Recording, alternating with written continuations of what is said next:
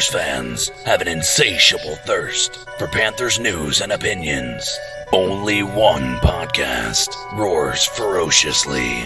It's the C3 Panthers Podcast.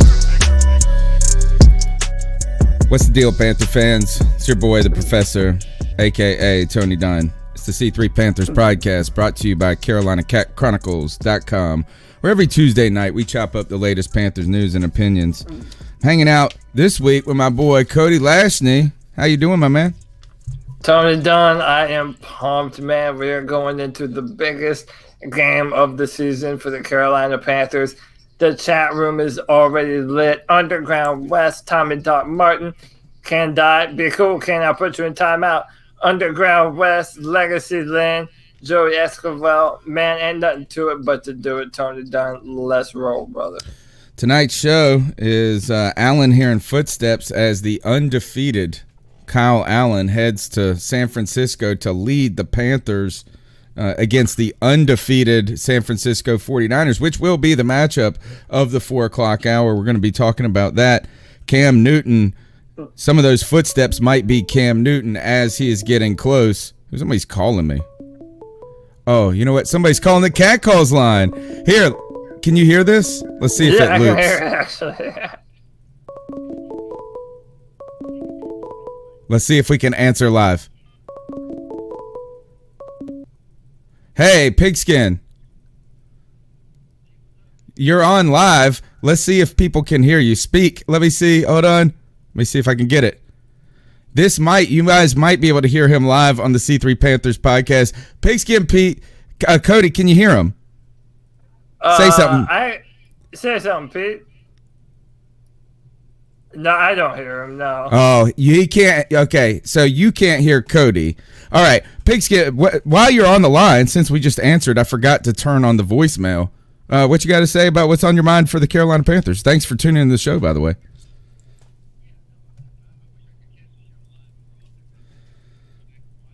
I don't think they can hear him. To get you live, I was expecting to leave a message, but listen, live's better, right? So this whole narrative, you already know what I want to talk about, right? I want to talk about Cam Newton and Kyle Allen. This whole narrative, not only in the Panthers community, but all over mainstream media and everywhere else, that anybody is even considering the fact to trade Cam Newton and keep Kyle Allen as a franchise quarterback for the Panthers is completely absurd. Now, I'm not saying that Kyle Allen is not a good player. He's a very good player. He's a manageable player. He's a game manager who can win you some games when you have a great defense and a great running game like the Panthers have. But what he really equates to is what Alex Smith was when he was with the Chiefs, right? Or even before that, whenever he's with the 49ers. He's not a game changer. And so, you know, I understand the salary cap is an issue that people want to talk about as well. But there's a reason, and I'll leave it at this. There's a reason that there's at least 12 to 15 teams. There's only 32 teams in the whole league, right? There's 12 to 15 teams reportedly that are interested in trading for Cam Newton. Now, why would that be? If he's, past his prime and he's injury prone and he's not a pocket passer. The reason is because he's one of the top 10 quarterbacks, one of the most dynamic players in the NFL, period, hands down. And if the Panthers, I don't think they will, first of all, but if they do decide to trade him just to save some money, they're making a huge, huge mistake. Oh, it would be a travesty. Great call, Pigskin Pete. Thanks for tuning into the show. We're going to get back to the... He can't hear you, Cody. He can't hear you, Cody. Oh, he can't hear me? He can hear me, but he can't hear you. Shout out his YouTube channel. All right, check out Pigskin Pete's YouTube channel. That's what Cody said. All right, take it easy, man. All right, check that out, dude. That was the first live caller, man. That was the first live call. Let me turn on the... Because, by the way, that was giantly distracting as the phone was ringing in my ears. Could you hear the ringing? Yeah, I heard the call. And then I didn't hear him at first, and the chat didn't hear him either, and then the sound came back on. All right, so I got that figured out. Wow. Breaking. That's breaking. The first live call in the C3 Panthers podcast history. Pigskin Pete. Out of nowhere. Where he's got a YouTube channel? Tell him about it, Cody. Listen, Pigskin Pete is awesome. He's a fellow Clemson fan. Please check out his YouTube channel. He is an incredible content creator. He talks all college football. He does live streams, and he'll rap during the whole game with you. And he has a website called howardrock.net, I believe, and they have a good thing going over there, man. So check out my man Pigskin. He always shows love to the C3 Panthers podcast. So shout out to you, man. Yeah, that's awesome, man. Thank you for the call. And you can be a part of the show by calling into the Cat Calls line. The number's 252-228-5098. I do have the voicemail set up right now because I'm not cool enough yet to answer phone calls, lead the show, and get my computer to do all that mess. So that was a awesome call. I tell you this, though, is we're going to get into that tonight because Kyle Allen is going on the road in what will be a pressure situation. We're going to be getting into that. I mean, Cam Newton, the footsteps that we're talking about, as you saw the video that came out today, and that reinvigorated some emotion into the discussion for me.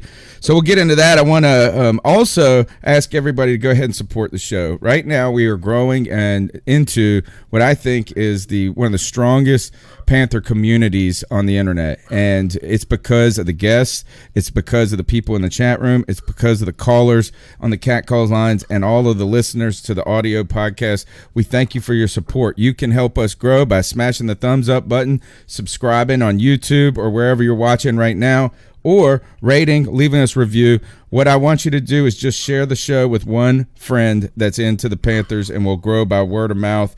All right, Cody. We got Greg here. Greg, welcome. Hey, welcome What's to up, the podcast, brother. Hey, thanks, man. Glad to be here. I got a sour taste in my mouth, though. I mean, a ton of crow after everything I said about Aaron Rodgers last week, and then he goes out and has that first MVP. That's his first MVP performance of the year, though. So let's not get too hasty. Well, to his credit, he had a perfect passer rating of 158.9 or something crazy. So, yeah, we have a lot to talk about in today's show. The Panthers face a huge test, the biggest test of the season by far, in the undefeated San Francisco 49ers. And there's a lot of good football teams right now. So, yeah, we've got a ton to talk about. Greg, I was listening to your podcast. Tell them where they can find it real quick before I tell you something. All right. I got another podcast. It's called The Super Civil Servants. We cover movies, TV shows, books, literature, comics. Just anything you can absorb in your mind to entertain yourself. We do a show every Friday night. Drops every Monday. So people out there listening, it's great podcast, like it. I love it, actually. But I got to say that this week, the palate was not sophisticated for Ratatouille. Oh, there's my food joke of the night. Take that. It didn't go over your head this time, Greg. Exactly. You guys tossed out You tossed out Ratatouille too fast. All right. Yeah. Let's go ahead and turn to Carolina Panthers football. Thank you, 89 J Stubbs.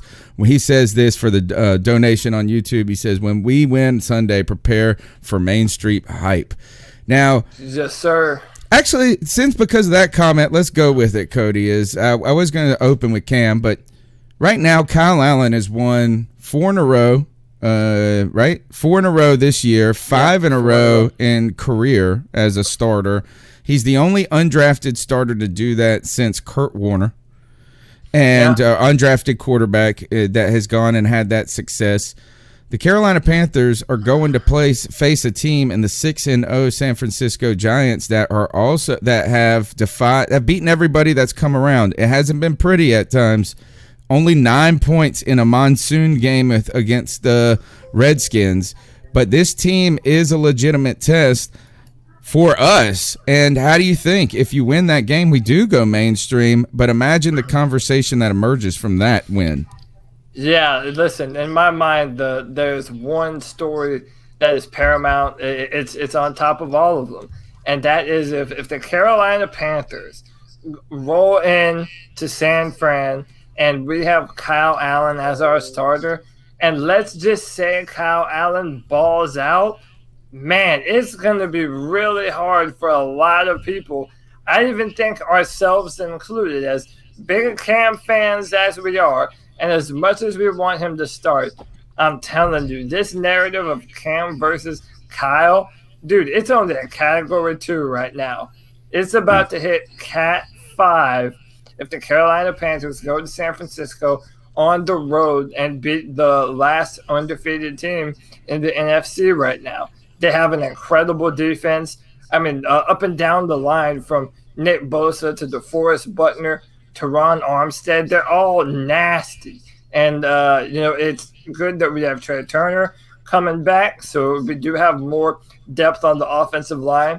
But, man, this is such an important test of the mettle of the 2019 Carolina Panthers.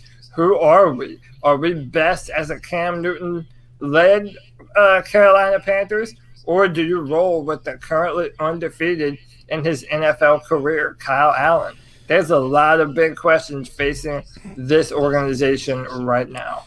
If Kyle, you're right about this, is you'll learn a lot about what the organization thinks about Cam Newton from how they proceed after, if the Panthers were to win. Yeah. Right? Because that's going to put them in a tough place. Oh, yeah. Here's my thing about what you were just saying, Cody, is you're right 100%. And even for us, if he goes out there and balls out, it's going to start to that thought's going to start to creep up in your head. But Kyle Allen hasn't balled out in a game he's played. Yeah. He's had good games, So my question is, and I know the media is going to do this, if he goes out there and throws for 179 yards, 2 touchdowns, and wins the game, is that grounds to say, oh, he is definitely the guy for the – or I could see if he goes out there and throws for 400 yards and 4 touchdowns, But that's a great question, and I think it depends on the kind of performance that Kyle Allen has. Because if he has another, say Jacksonville performance or what he did against Tampa Bay, if he's just doing enough, then, yeah, we know that Cam Newton can do that and do that in spades.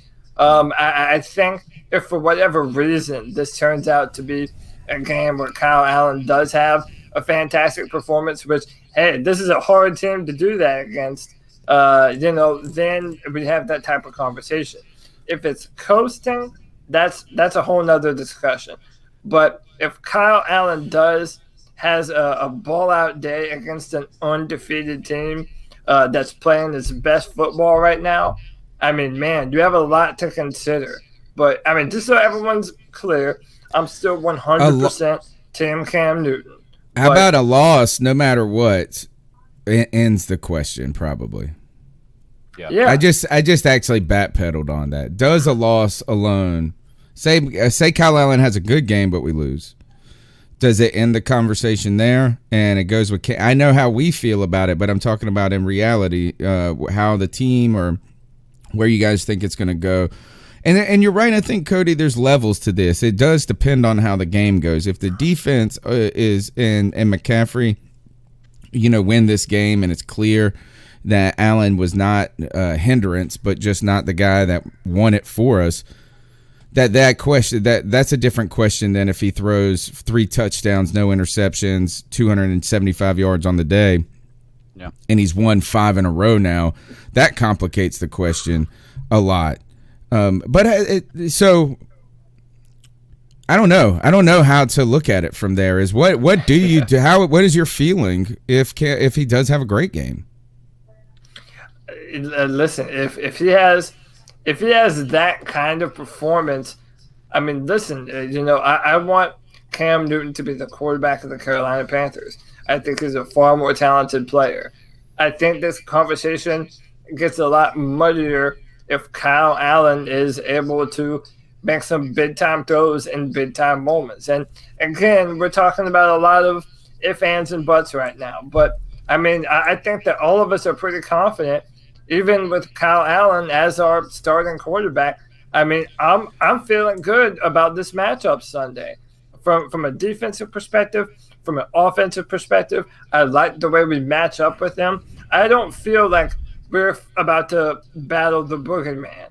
It's not terrifying. I feel we have every bit the team they do, if not better. Well, I mean, they traded for Emmanuel Sanders today, so they probably got a little bit better talent-wise in the one part that they have been struggling. Does that make Jimmy Garoppolo better? We don't know. Their defense is, they're right now they are 5.5-point favorites versus the Carolina Panthers.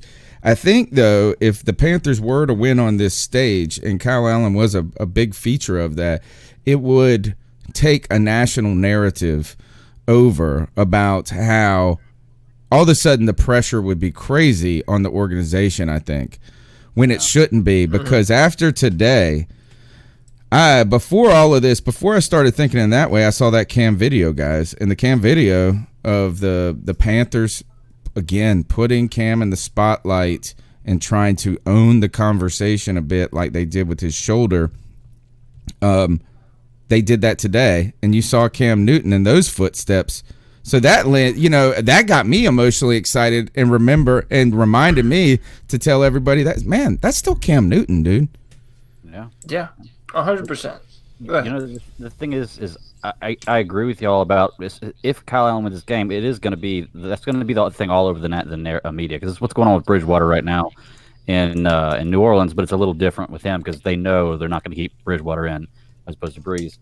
What it should come down to is how healthy Cam Newton is. Yes. Honestly, I feel like Kyle Allen's done well enough that if Cam Newton is even in the slightest bit hindered, not 100%, he needs to sit out until he's back, fully healthy. I want to see him fully healthy and give him a chance to be the Cam Newton that he is, or that he isn't the MVP Cam Newton. And if he can't do that, then you start to have that conversation, because Kyle Allen can carry the team. I don't think Kyle Allen is a franchise quarterback, but I look at Kyle Allen kind of like who's the guy that won the Nick Foles. It's kind of the way he can get the job done. You put enough pieces around him, he's going to be a good quarterback. But I don't think he is a franchise quarterback. I don't think he's a guy you build your franchise around, which Cam Newton is, and we already have him under contract. Like I said, it all comes down to, for me, how healthy Cam Newton is, because I don't want him out there at all if he's even the slightest bit unhealthy.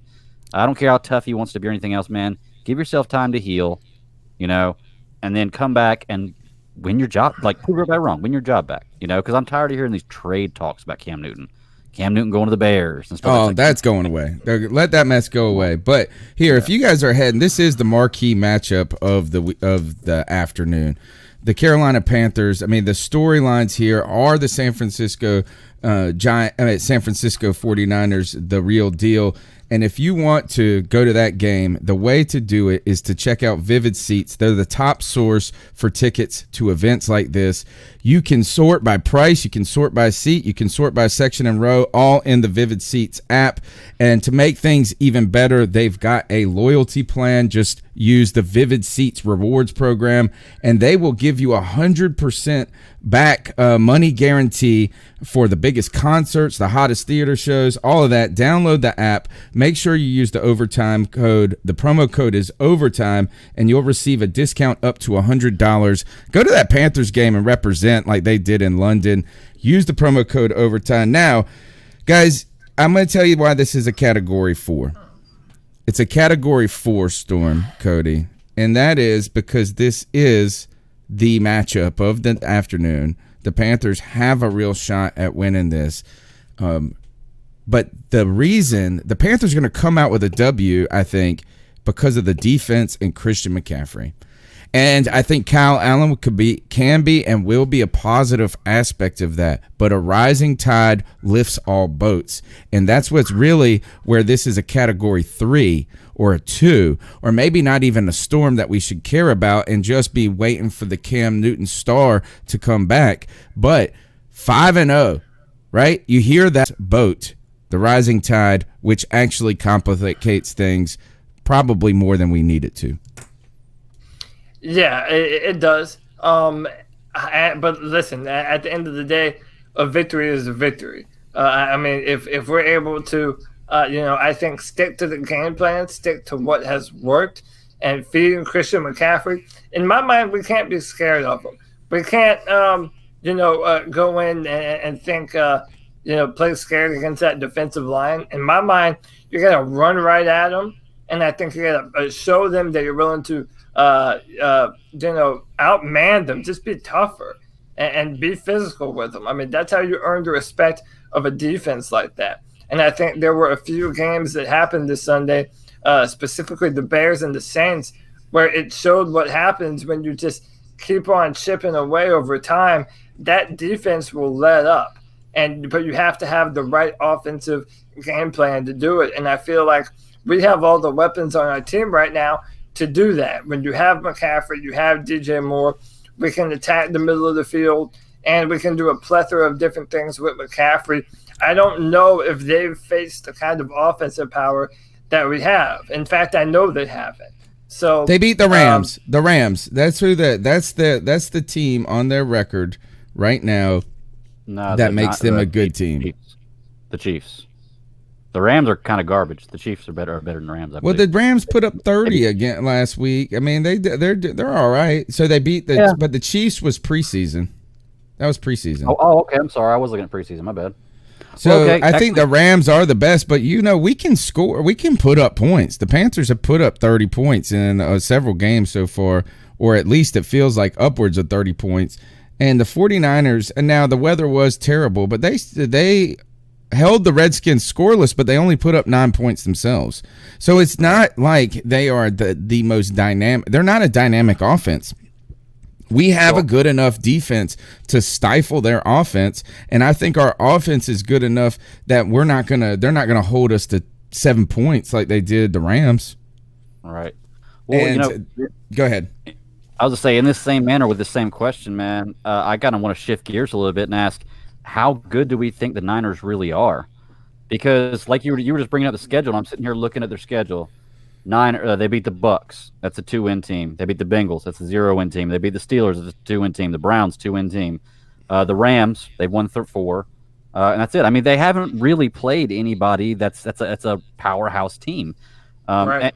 And like they played the Redskins this week, and they beat them 9-0. And I realized that the weather was really bad, but that's the kind of game you run the ball in and you pound the ball. And they're one of the best rushing offenses in the league, and they didn't even score a touchdown against the Redskins. So, I mean, 9 points, 20 points, 24 points. I guess they did 41 in one game. I mean, I don't know. I'm not, like Cody was saying, I'm not as scared of them. They're not a monster. I don't think they're as good as their record shows, just based on all the factors you put into it. So. Yeah, which means that this is going to be a complicated conversation. Now, let's turn the conversation a little bit more to our offense. Right now, Patrick Mahomes has gone down with a pretty significant injury and a dislocated kneecap. He did avoid surgery, I believe, or torn tendons or damage or something like that. But he has been the guy that everybody is, I think, should be the league MVP. Does this mean that Patrick Mahomes' injury means that McCaffrey, if he runs the Panthers to the playoffs, is a dark horse for the MVP position? I kind of think it has to be, right? And by the way, welcome CK to the show. CK, what's going on with your brother? Happy you could join us, man. In fact, let's throw it to you right now, man. Where do you think Christian McCaffrey is in the MVP race, all things considered? Man, the problem is just the situation. You look at Chris Johnson's season. I mean, he broke the record for scrimmage yards in a season, and he still wasn't named MVP. It's just a quarterback's trophy with so many guys playing so well. I know Russell Wilson had a bad day, but he still has some of the best numbers this season. Aaron Rodgers, outside of Patrick Mahomes, there's just too many names that are going to be more popular than Christian McCaffrey. I hate that, but I can't see a situation where they put Christian McCaffrey in that conversation in a serious manner. Yeah. He'll get a commendable top 3 or 4, probably is what they'll say. I mean, listen, he was in the talks. He certainly has to be in the running for the Offensive Player of the Year. Todd Gurley won that last year. I mean, listen, all these awards, it's the same thing with the Heisman Trophy to me too. Like if you have a college football team and you have a player that's kind of up for the Heisman, all these awards, listen, man, they're gravy. At the end of the day, the only thing I want is the Super Bowl. The only thing I want is a Super Bowl. And in my mind, it doesn't matter if, we have Cam Newton as an MVP or Christian McCaffrey. As long as this team is playing on fire, dude, that's the only thing I want. So, yeah, with that said, I don't think Christian McCaffrey is going to win the MVP award. It would be incredible if he did. There's no doubt that right now in the NFL, he is the most dominant offensive weapon that there is that doesn't play the quarterback position. And he's proven it week in and week out. And especially if he does it against San Francisco and their defensive line, you have to start mentioning him as a real, legitimate MVP contender. How do we get better, guys? Right? This week, today, we see the San Francisco 49ers. They add Emmanuel Sanders, who some people had linked saying that the Carolina Panthers could be interested in. You also saw the Patriots, they trade for Mohamed Sanu today. You said you wanted a Super Bowl championship, Cody. How do we get better? I mean, obviously, I think the answer is Cam Newton, but do we need to get better? I mean, it's hard to say that we need to get better than leading the NFL in sacks. We're doing great in takeaways. I do think our offense, the passing game, could stand to go to the next level. And in my mind, that's something that can still happen. I still don't think that we've seen the best out of Curtis Samuel, who we've all predicted to have a big year this year.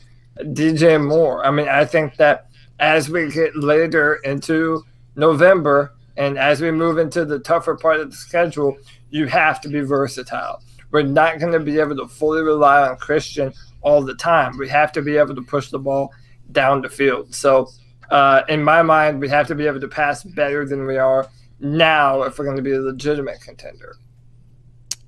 AJ Green. Yeah, let's talk about that. That's what I was hoping you were going to walk into. I was setting you up, brother. I'll say Cincinnati already said the other day AJ Green is not on the trade block. They're not trading. Yeah, but do we believe that, though? No, I don't believe it. They've stuck with Andy Dalton all these years. I believe they're going to stick with AJ Green. But they're terrible. It's time to. They're going to have to rebuild entirely. Yeah. Shout out to Ross Gold for the donation to the show. He said someone on ESPN said CMC is the only in the MVP race because he's a white running back. How you can't say that on the end. First, whoever said that needs to get iced up, right?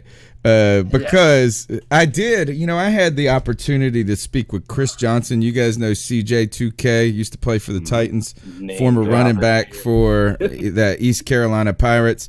He came on the sports bar with Clip Rock and I this past Friday, and I asked him who he liked to watch in the NFL as a running back, or maybe Clip asked him that. That was Clip asked him, and he knew I was a Panthers guy, and he said Dalvin Cook, he said Zeke, and he said, was it Saquon? Saquon. Totally left McCaffrey out. So he's not an MVP to dang Chris Johnson. Yeah. Well, it's funny, you guys, you were talking about how they were saying the only reason he's in the MVP race is because he's a white running back. I think that's probably a big part of the reason why he's not even in the conversation for most people, is because they don't even look in that direction. They talk about it on shows all the time. How he doesn't look the part, I don't think, right now. Exactly. And I don't know. I think he is a legitimate MVP candidate. Think about this. What if he really stays on pace? What I think is that we're going to continue to look at Russell Wilson. The quarterback is a dominant position, obviously, to look towards, and the favorite. But if somehow the Panthers continue to win, Cam Newton comes back, and then all of a sudden they're going into the playoffs as really like maybe a 12-4 team, and Christian McCaffrey has 2,800 total yards or whatever, 1,400 rushing, 14 receiving. It's going to be hard not to talk about it. That's what I would say, is that he better be getting some love. I also want to say this. You can give the C3 Panthers podcast some love by subscribing, smashing the thumbs up button. And here, I just shared a link in the chat, and it's to my kids' Boy Scout troop popcorn order form. My kid is trying to sell popcorn. He sucks at it. I hate selling popcorn, but he came up with this web ability to do this on his own, and he sent me the link. He's 11 years old. If you buy some popcorn from the kid, it will help his Boy Scout troop. I sent the link there. And also, to pivot on to another plug, the Panthers head to San Francisco, 5.5 point dogs, and you can be a part of the action by going to MyBookie, MyBookie.ag.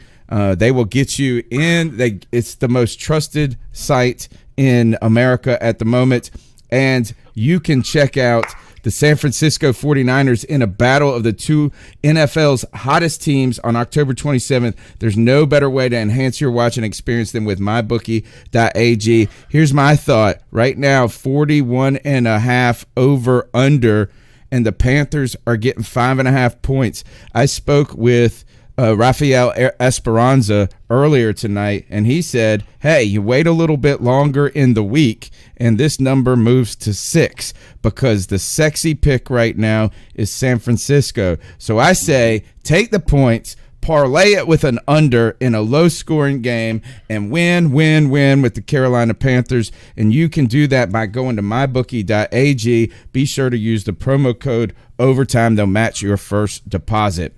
All right. Emmanuel Sanders now with the San Francisco 49ers.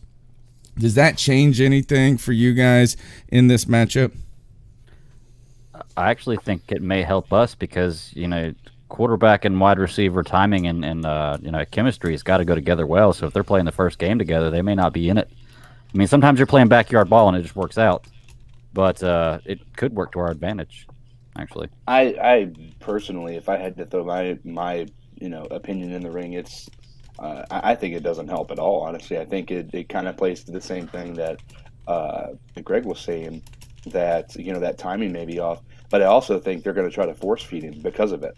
Right. They're going to try to show, hey, you're welcome. It's going to be such a big thing. It's going to show our fans why we decided to give up what we gave up for you. Second round is, that was what he got. Third and fourth round is what he had.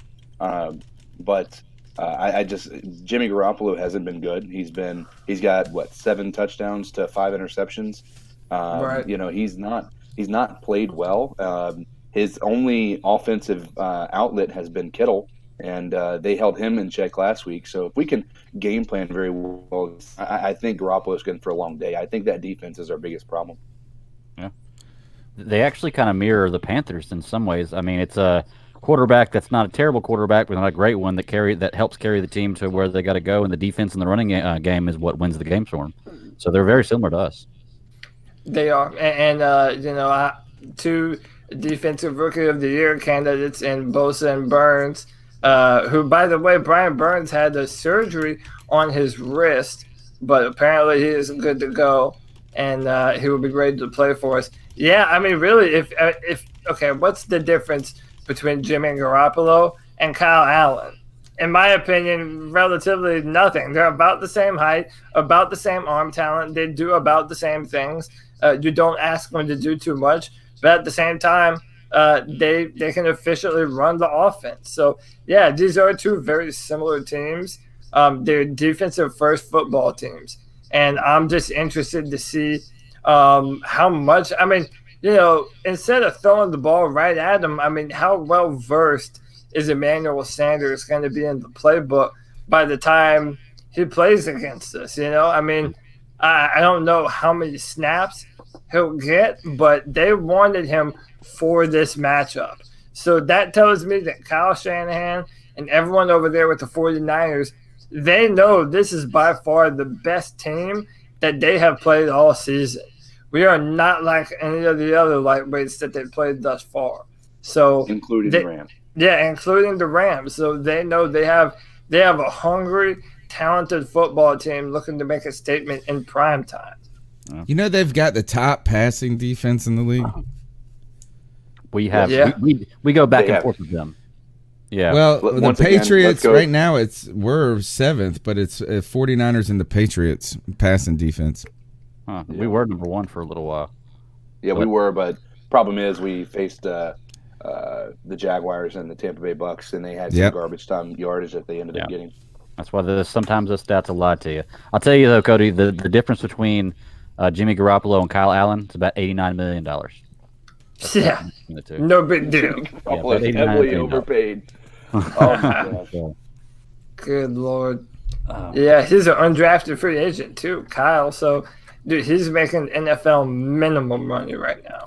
Which is still my salary for the next 15 years. Yeah. I mean, it's probably $500,000 to starting quarterback undrafted? Probably something I think about that. He might be making more since he's like played. I can look it up, but obviously he is not making a lot in comparison to the other guys.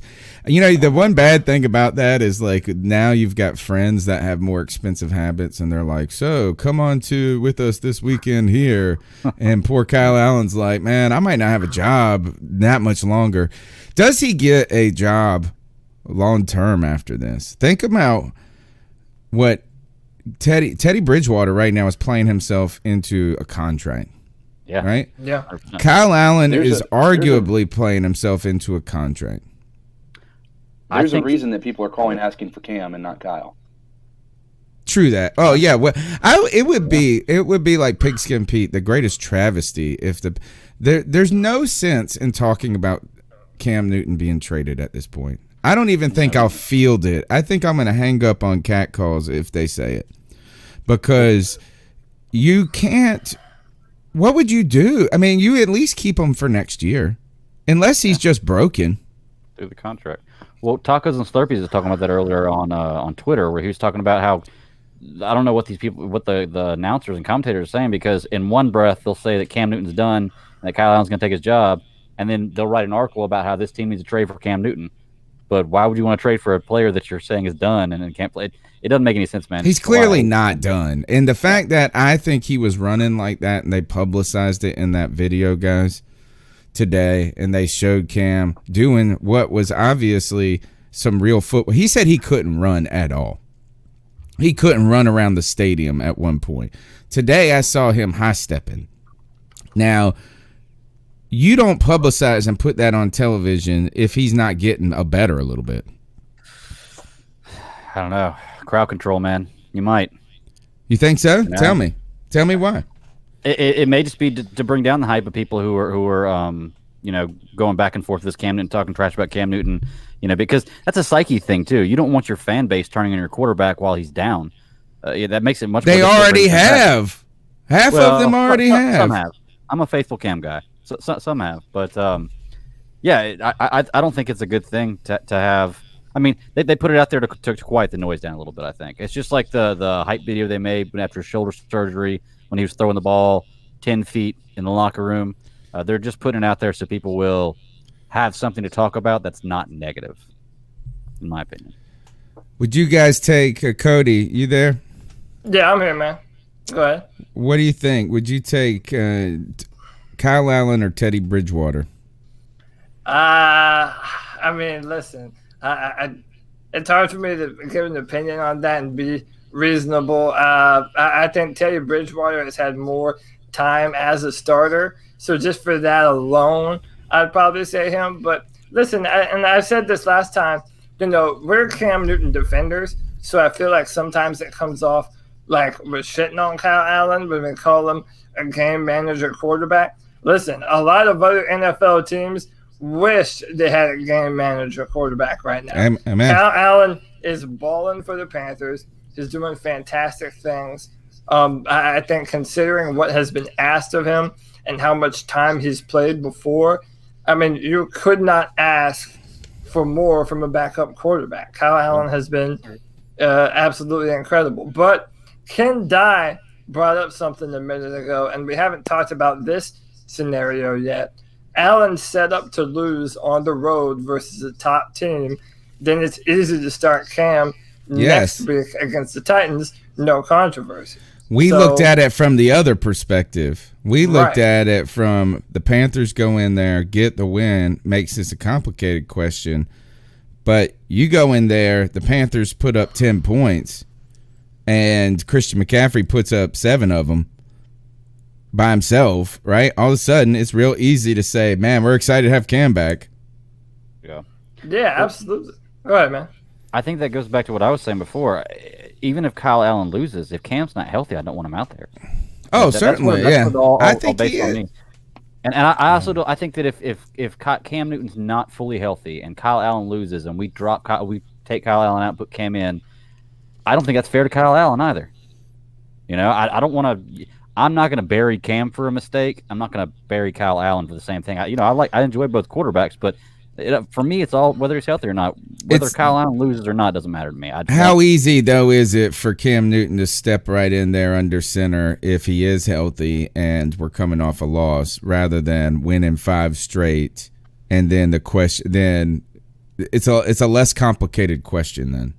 I think it depends on the style of loss. If Kyle Allen throws 3 interceptions, fumbles the ball twice, and we only put up 7-10 points, and we get blown out by 30 points, yeah, it's real easy.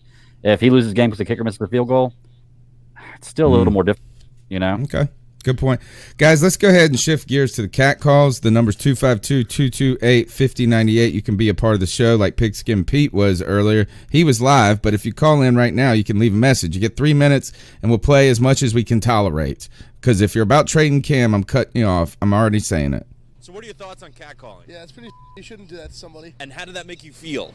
Very uncomfortable. So how do you think catcalling makes the person feel? It feels good, like. Who's that cat sitting in the back corner with his face buried in his nose? Who's that kid that can use one?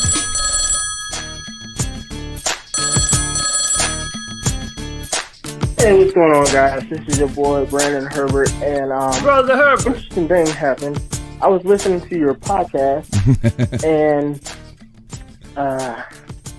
after I was working out and everything, and I heard something interesting. So if people want to talk about me, that's fine. I don't care, because the thing is, I actually look at. I'm not gonna just not criticize somebody because they're on my team. So I'm not gonna stoop as low as that idiot did. That about talking about, because I don't know him personally. So what I'm going to say is James Bradbury, and I get what the other guy on the show was saying about a lot of zone coverage. I wasn't even talking about the zone coverage. I was talking about what I saw man on man. And like I said, that's for everybody. If that's your opinion, if you want to think James Bradbury is good, go right ahead. That ain't got nothing to do with me. So I was talking about man on man, what I've seen, his reactionary skills. Just because somebody does something good doesn't mean you just look over and ignore the bad. And another thing he said, see, if you're going to talk about me, make sure you be factual. You said that I don't ever say anything good about him. What was that, 2 or 3 weeks ago? If you can rewind that back, I actually gave him praise for, and I still stated, I don't really think he's a good cornerback, but he's been playing really well. A few weeks ago, in that fact, but since people want to listen, they don't want to listen, they just want to talk. Maybe you look over that. But regardless, he said go to the tape. He said go to the tape. I still don't think James Bradbury is good. I still think we should move on. If we didn't pay freaking Josh Norman, I damn sure don't want to play James Bradbury.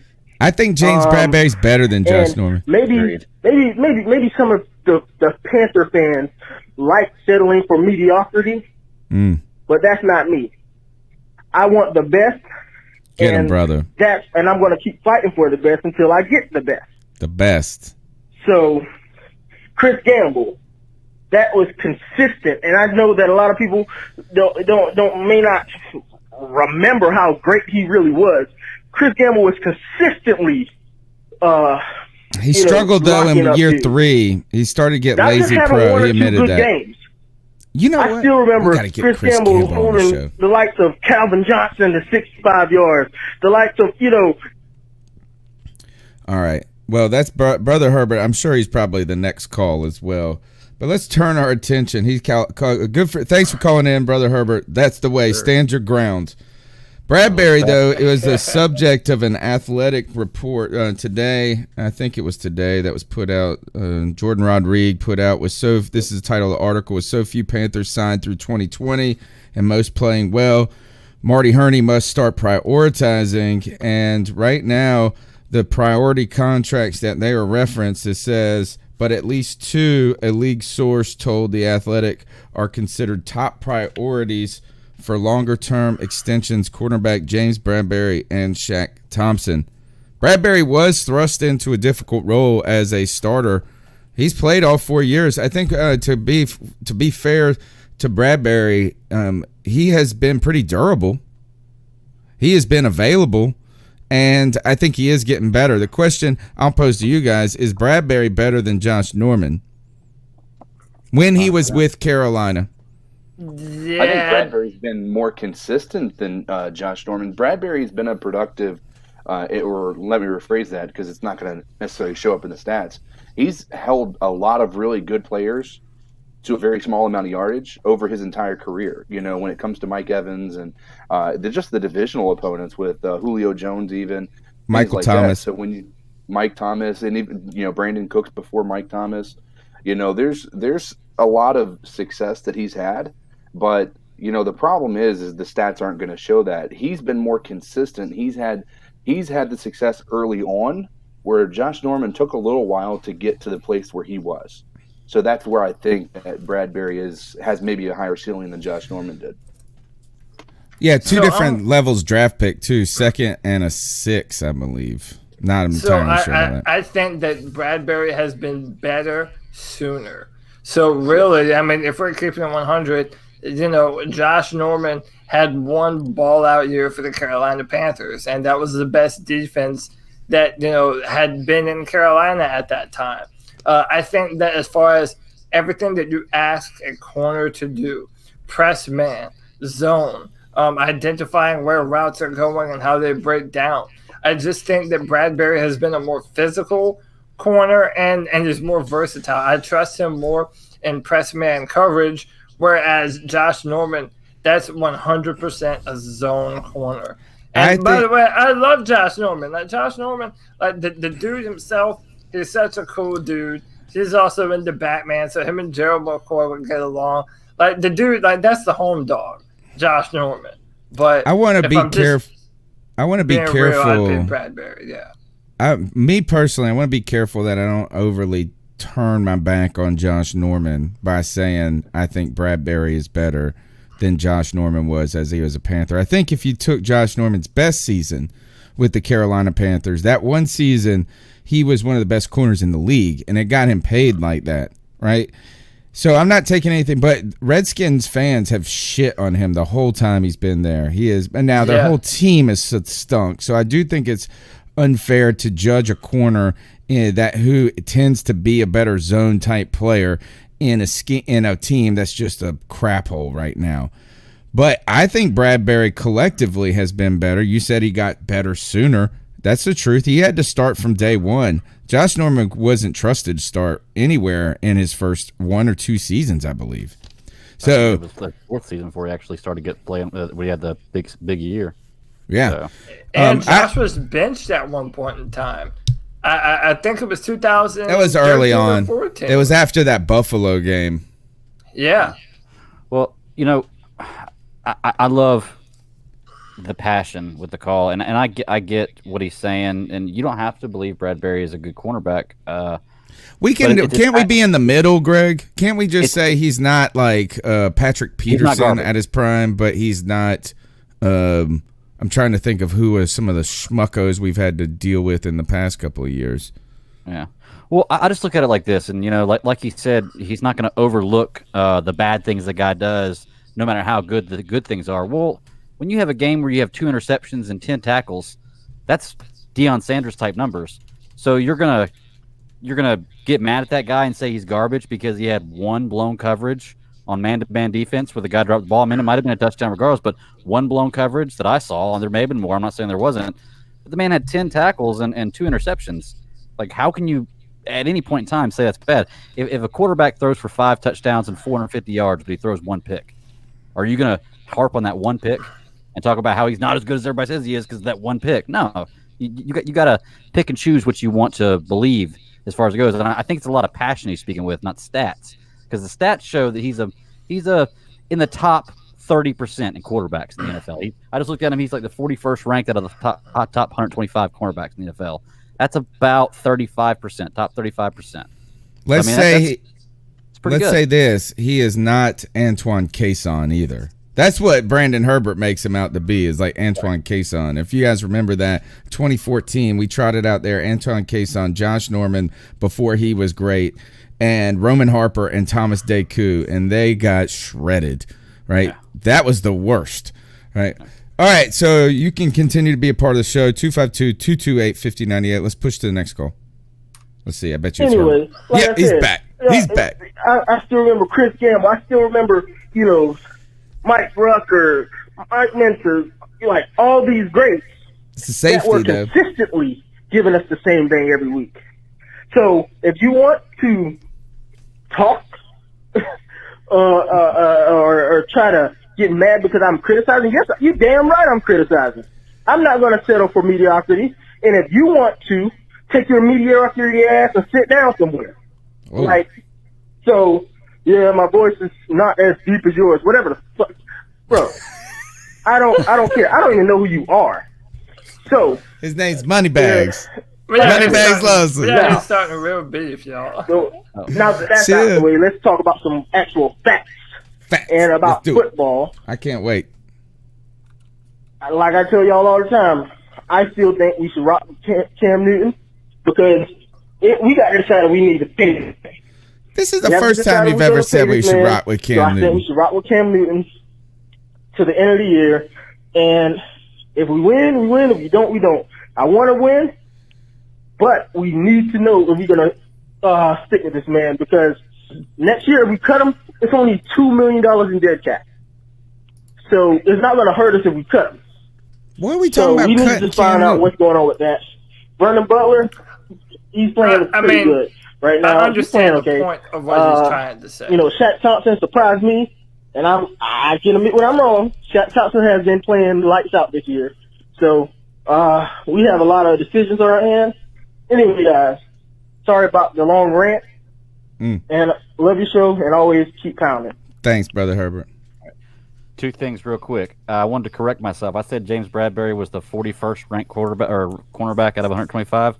Updated list, he's actually the 24th ranked cornerback out of 125. So he's even better than the top 30%. He's closer to about 18%, like the top 20% of cornerbacks. So the stats show that James Bradbury is a good cornerback. And just real quick on that comment, man, like I said, Brandon, I love the passion. I'm not telling you you're wrong about anything, but I can't say I don't get how you can harp on James Bradbury for the way he plays and then praise Vernon Butler because he's had 2 good games in a 4-year career. Good point. Go ahead, Cody. Yeah, I mean, listen, I'm of the mindset that a lot of times some of the best players in the NFL, they're not the biggest names. And Jalen Ramsey has this huge ego and he's talking. But I guarantee you, every time you watch Jalen Ramsey, he'll make some beautiful shutdown play. And then on the next, he'll let a receiver run right by him or miss a route concept and what have you. And I feel like, not just Brother Herbert. I feel like a lot of people have seen James Bradbury miss or not tackle correctly or blow a coverage, and then that sticks in your mind. But cornerback and offensive line are similar in that when you're not talking about them, that means that they're doing their job because teams aren't going in that direction or your offensive lineman isn't fucking up for everyone else. So I think Bradbury is a little bit a victim of that, and he's a very soft-spoken dude, very quiet, very to himself. But listen, I think the grass is always greener on the other side, and you might find yourself missing James Bradbury if we don't decide to sign him. I mean, good shutdown corners, and you can debate on whether or not you believe he's a shutdown corner, but good corners don't just grow on trees. So I'm definitely thankful to have him on our team right now. We're going to need him. we haven't heard from CK on the matter, so I'm about to go rapid fire. CK, yes, this is what I'm going to do. I'm just going to ask you a series of questions about this situation right here, and you just got to say better or worse, right? Better or worse, Bradbury, because he talked about consistency at the position. 2011, first, we're going to only do Ron Rivera era, all right? Okay. 2011, Chris Gamble, the 2011 Chris Gamble or the James Bradbury? Who's better? Better. Bradbury, is he better or worse? Bradbury. Oh, in the last year, going over. Okay. The other starter that year was Captain Munnerlyn. Oh, worse. Or better than Munnerlyn. Better than Munnerlyn. All right. So 2012, here we go. Next season, first year without who did I say? Oh, wait, I just lost the guy? Who was the guy that he was talking about? Chris our Gamble? Best corner. Yeah, thank you. James, all right, his name's all right. Our first year without Chris Gamble, Josh Norman as a rookie. Do we have is Bradbury or Josh Norman? Bradbury. All right. So Munnerlyn was the other guy that year. All right. So next season is 2013 was Melvin White and Captain Munnerlyn. Yeah, Bradbury. I mean, it's pretty clear. All right. Next. I mean, it's not even a question there at this point. Now, the next season was Norman and Kayson. 2014. Still Bradbury. 2015, like I said, was Norman and 2015 was Norman. Benet Waker, right? Yeah. Big play, Benet. Charles Tillman. Yeah, and we had Peanut too, man. Ooh, I still think Bradbury, at that point in his career, I think Bradbury over top of him. Norman still was a system guy. I mean, he produced really well as in the system that we set up for him. So, but I still got to give Norman. Is Bradbury hot take? Is Bradbury our second best franchise cornerback? Yes, consistently wise, yeah, absolutely. Wow. How about that? Brother Herbert, your head might have just exploded. I mean, listen, I think that Dante Jackson, especially when you add him to the mix, I mean, we have the best corner tandem that we've had since Ron Rivera has been the coach of the football team. Yeah, I agree. So, I mean, this is easily our best defensive backfield that the Panthers have ever had. Trey Boston was a beautiful addition. And, I mean, listen, we have two corners that a lot of teams would probably trade some quality draft picks for. So, yeah, it's a blessing, man. That's the question. Who is another corner that in our history that is better than Bradbury? Because if we all agree that Gamble is the guy, maybe it's Ricky Manning Jr. with that season with all the interceptions and the Super Bowl. But maybe he's season, right? Well, he had two or three good seasons. Then he went and played with Bears. He was pretty good. He might be our second best corner ever for right now on record. All right, I do want to remind everybody is that this show is brought to you by the CBS Sports app. It's called, go check out CBS Sports HQ. It's a brand new streaming sports news network. It's live 24/7, costs you nothing. That's right. It's sports coverage that's always on and always free. And guys, I went and checked out this app, and you really get to watch just content on your phone. What I like about it the most is that as you're watching the CBS Sports HQ app, it just these like 12-minute videos, right? Essentially mini podcasts, and they've basically taken their live TV show and made it so it's like a continuous podcast running on the video as well.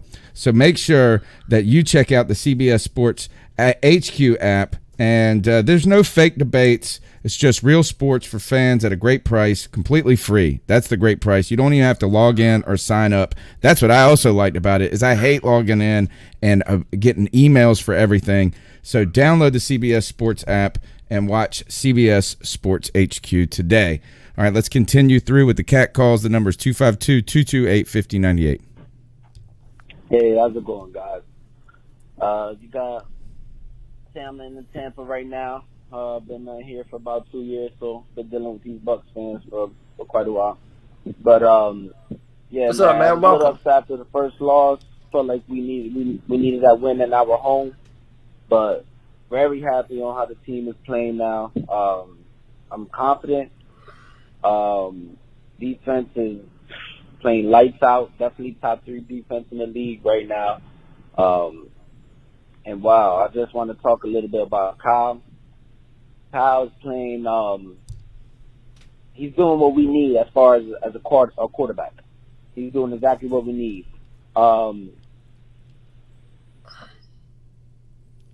We'll see if he comes back with this next call. Let's check it. This might be him part 2. Hey, what's up, guys? The line here. Twitter handle MDB Surf. Yeah, I'm in Tampa, living in Tampa now. It's been about 2 years I've been here and dealing with the Bucks fans and everything like that. So it's actually pretty fun. No, he just started. We actually been pretty good the past couple of years. Look, I think he keeps going. Hey, what's up, guys? First time caller here. Been tuned into the podcast. Third time caller, actually. Podcast. I'm loving everything. The opinions, the fans calling in. I love how real cutthroat, straightforward you guys is too. So I just want to appreciate you guys for doing this. I'm not in town as far as Charlotte. I'm from Rocky Mount, but I'm living in Tampa now. From Rocky Mount, that's where my dad's from. Years, so appreciate you, man. These knucklehead Bucks fans that can't get rid of their fucking bad juju for greatness. It's about time they move on from him, man. They telling my brother that he's from Tampa, but telling him for years he's not what everybody seems to put him out to be. But back to how how we're playing and everything. Defense lights out, top 3 defense, no question about it. The only teams I could probably argue say that's better is the Bills and the Patriots defense. But mind you, Bills haven't played a real good. I mean, not the Bills, the Patriots. They haven't played a good team barely yet, and the Bills is Bills. So, I mean, I'm loving how we come along. Every game we're getting better. Team is gelling just good. Want to talk a little bit about Cam Newton and the Cow situation. I know you guys like Cam. Some of you guys really love Cam and everything like that, but this is my input on it. For years, I've been watching Cam, been really watching. Don't say trade him. How he's been progressing, mainly. Finger on the button. And how he's turned into a football player. But how could I hang up on a third-time caller? One of the most talented players in the NFL. God-given abilities is undeniable. He's 6'5", 6'6", 250 pounds, and can run, mobile, agile, everything. Got a big arm, but my big issue with Cam Newton has always been is how he. I want to know what's his how he studies. What's his work ethic? I just question his work ethic sometimes because sometimes he's like a first read. He checks his first read, and then after that, he's just lost. You can see he'll duck his head, the pressure gets to him, or something like that. He's holding the ball, and after the first read, he can't really do much after that. Which I always noticed from him. Come on, this is what? Not true at all, my man. 8th year, 9th year, or something, and you're still pretty much the same quarterback as you came in. Okay, yeah, you're able to throw a little bit better, a little bit more accurate, but other than that, you're still as far as your progression, going through your progressions and everything. All right, thanks for the call. Now, I think this just shows recency issues. Right, is that we just haven't seen it in recently, and so now we look around the league, and it's the new flavor of the week, and that Cam, and then we kind of fall back. I think it's kind of an easy argument to fall into a little bit. Yeah, and the thing that's so bothersome about it, and listen, man, thank you for the call. Listen, whatever opinion you have, if you're a Panther fan, we accept all Panther fans. You can think whatever you want to think. This is my deal. A lot of these takes he's not the only one that thinks that way. A lot of people think this way about Cam Newton, and to me it's kind of baffling. I mean, I don't listen. Not everyone's a football nerd like I am. I like to look at all 22. I like to break down the positions and watch the play unfold, trying to know what concepts and what formation the defense is in. All that stuff, I'm into it. If you're not into it, then it's easy for you to kind of believe the narrative that Cam Newton's a one-read quarterback. If he doesn't hit that, then he's not. Then he's looking to run. And a lot of this stuff is just false, man. It's not rooted in any truth. Cam Newton is one of the better quarterbacks post-snap and pre-snap. He does such a good job, especially in 2015, at reading the defense, calling audibles at the line. And for a long time, a lot of fans have wanted us to put the offense more into Cam Newton's hands, whereas they're kind of trying to put shackles on him and make him play a certain style. You have to let Cam Newton be Cam. I mean, a lot of this, I don't know where it stems from, but it's just it stems from the Tampa game. It stems from this conversation. It's been around for a while, though. It's always been there, right? Is that it was early on, Cam couldn't be the quarterback, and then even when he was a quarterback, people were saying it was because we had the best scoring defense and this and that. Really, though, this conversation always exists. It's kind of like I'm trying to think if it's like something that just festers and lives. Sometimes it gets bigger, sometimes it goes away, right? And the only reason right now I think that kind of narrative is got any traction is just because we saw that Tampa game, right? And I won't say traction, but has resurfaced, has gotten audible again. Cam Newton comes in, plays lights out. All of a sudden, it's back. It's a different story. Yeah, and shout out Jeff Hodge in the chat saying people forget the first 8 games of last year when Cam Newton had the highest completion percentage of his career in Norv Turner's offense with the same pieces that he has now.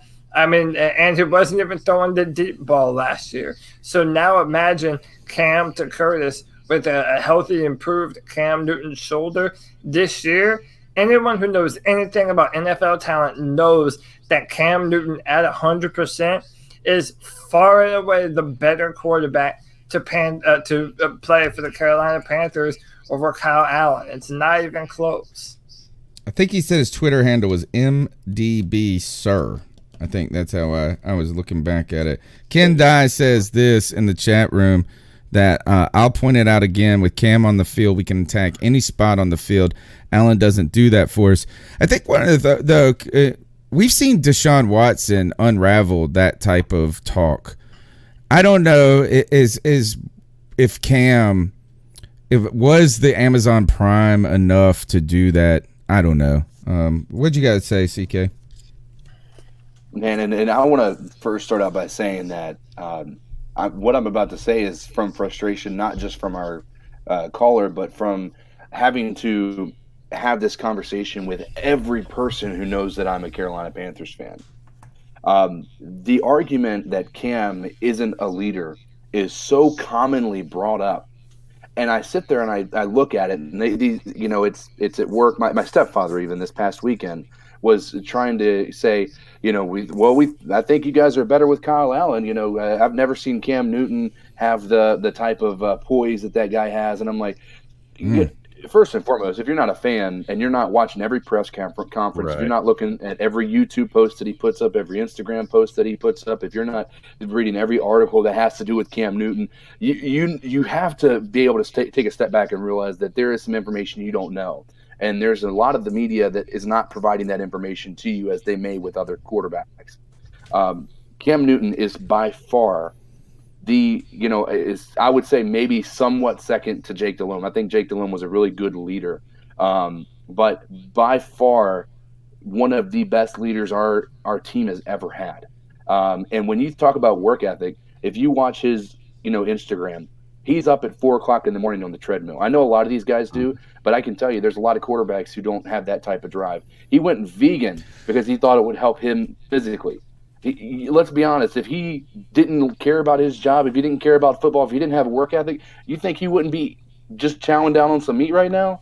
I'm just being honest with you guys. He thinks he's doing what's best for his body. I know he may be one of the hardest workers in Panther history, to be honest. Absolutely. So all of this comes from a frustration of having to deal with so many people having this argument that Cam Newton isn't a good leader, but doesn't have enough evidence to back it up. All they can talk about is the towel from the first season, and then they're going to bring up the press conference from the Super Bowl and the football. Did you see Zach Greinke, by the way? Did you see Zach Greinke after he lost for the Houston, who is it, Astros?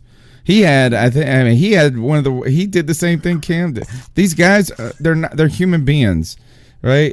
I think Cam has showed a tremendous leadership and work ethic. I don't think it's work ethic, if anything, guys. I won't say that. I think Watson really took on this in those press conferences where they asked him about what these guys were doing, and he just broke it down for them. I don't know if it's going to take Cam Newton doing that and like getting the chalkboard out and giving a lesson to us. But we know Cam Newton is a hard worker. And did you guys see there's a video floating around right now about Kelvin Benjamin, the laziest wide receiver in league history? It's got like 100,000 views or something crazy on it. I saw somebody send it to. Did that. We tried to get him on the podcast at one time. We still need to do that. But yeah, man. And listen, I just want to hit on something that Cody said real quick. I have this conversation every other day. Dude, the mailman will come up to my house talking shit about the difference between Kyle Allen and dude. Like, we have these discussions all the time. Chef Jeff even said the same thing in the chat room. It's like we're constantly having to defend Cam Newton from a bunch of people that have not the foggiest idea what they're looking at, what's going on. So it's like, it becomes frustrating at times. So yeah, this is where we come to lay down the truth. Greg, before you go, I just one more point. My stepfather, he was bringing up, he was like, I was watching Sam Darnold. Every time you cut to Sam Darnold, he's looking at the screen wondering how he can get better. And I'm like, are you really trying to compare Cam to Sam Darnold right now? I mean, come on, bro. The moment he said that, I was like, all right, this conversation's done. Anyway, go ahead, how do you deal with that? I deal with it at work all the time, man. All the time. I do want to say for that caller, okay, there is a difference between work ethic and execution of plays. Okay, I'm 5'8". I can go to the gym every day for 3 hours and work on trying to dunk a basketball. That's my work ethic. That's how hard I work for it. I'm never going to do it. That's the difference in the execution. Now, my work ethic can be the best you've ever seen. Doesn't mean that I'm going to execute what I'm working at perfectly. Now, I'm not saying that Cam Newton can't read plays. I tend to agree more with Cody on this one, that maybe that needs to be looked into a little more because he does go through his progressions. He does read plays. When he's healthy, he's a great quarterback. But work ethic and execution of plays are two different things. Cam Newton's work ethic should not be questioned by any means. He's one of the – I think him and Christian McCaffrey are probably two of the hardest working NFL players I've seen. I mean, there are a bunch that I can point out to. But those two guys, man, they're always working. Always working on their craft. So – All right. You hear Panther players talking about his dedication too. All right. It could be a bias. So let's go through with the next call. Hey y'all, what's up? It's Barney from Brooklyn calling. Barney, what's up, love the podcast. Listen every week. Thanks, Barney. Just call in to see what you guys think now, since we know that Allen is going to be starting against the 49ers. And they're going to be looking, I mean, they're a really good defense. They're going to be looking to hit him and, force turnovers, maybe try and force his first interception. And they're going to try and stop McCaffrey. We know we're going to feature McCaffrey because he's amazing, and why not? He's a powerful weapon. But I'm wondering if this is like Bonafonte's time to shine, if we're going to start putting out more sets with two running backs, because there's not any tape on him. Who knows what he's been up to in practice. Anyway, just curious to see what y'all think about that. Love the show. Keep on it.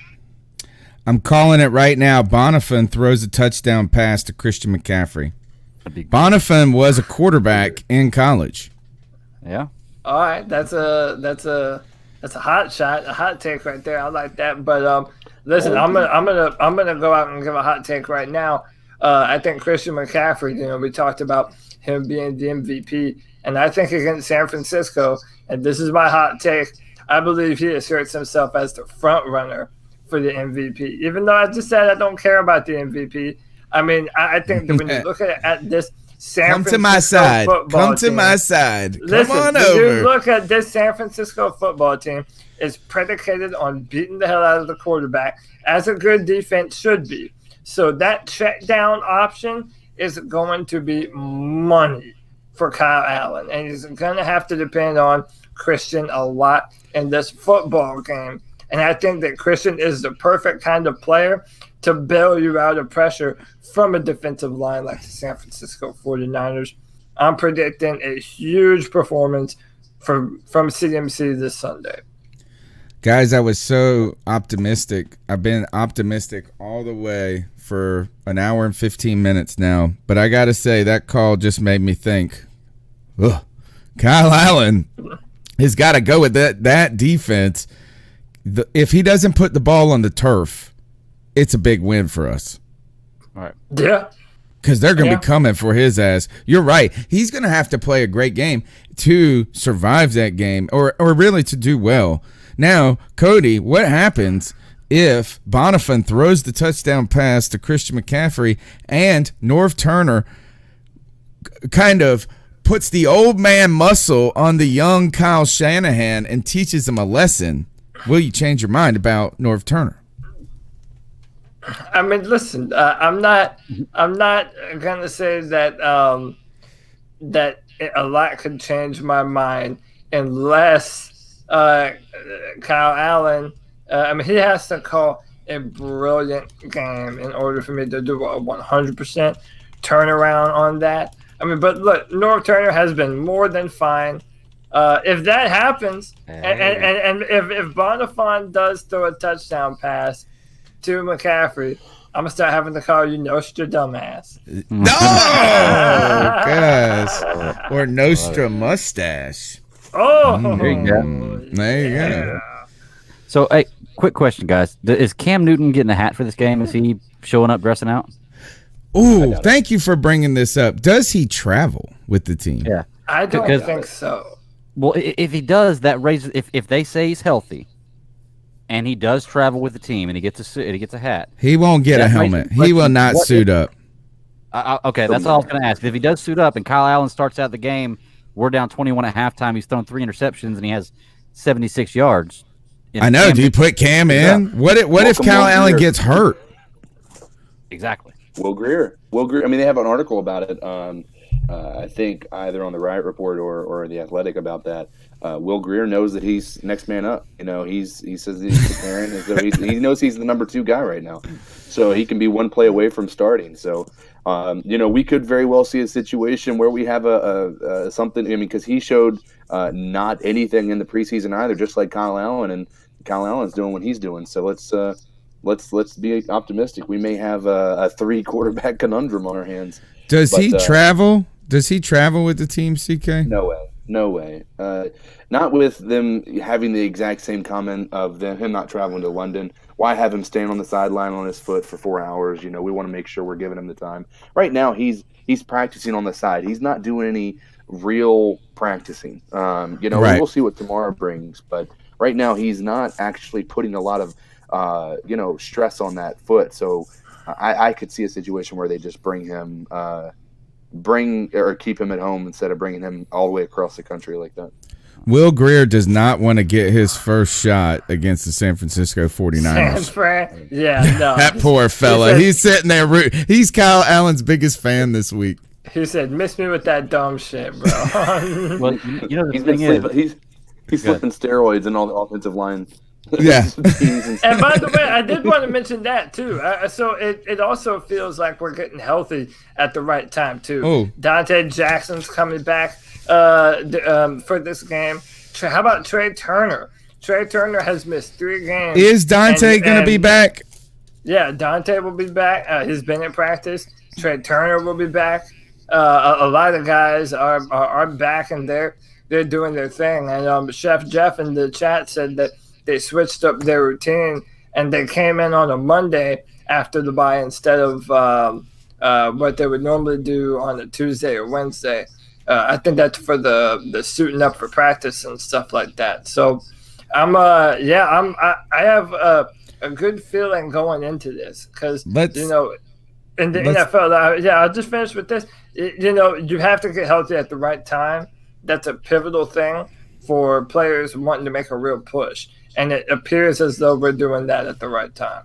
I want to build on that discussion. Trey Turner comes back to the offensive line, and you brought this up before the show, Cody, as Darrell Williams has actually been playing better.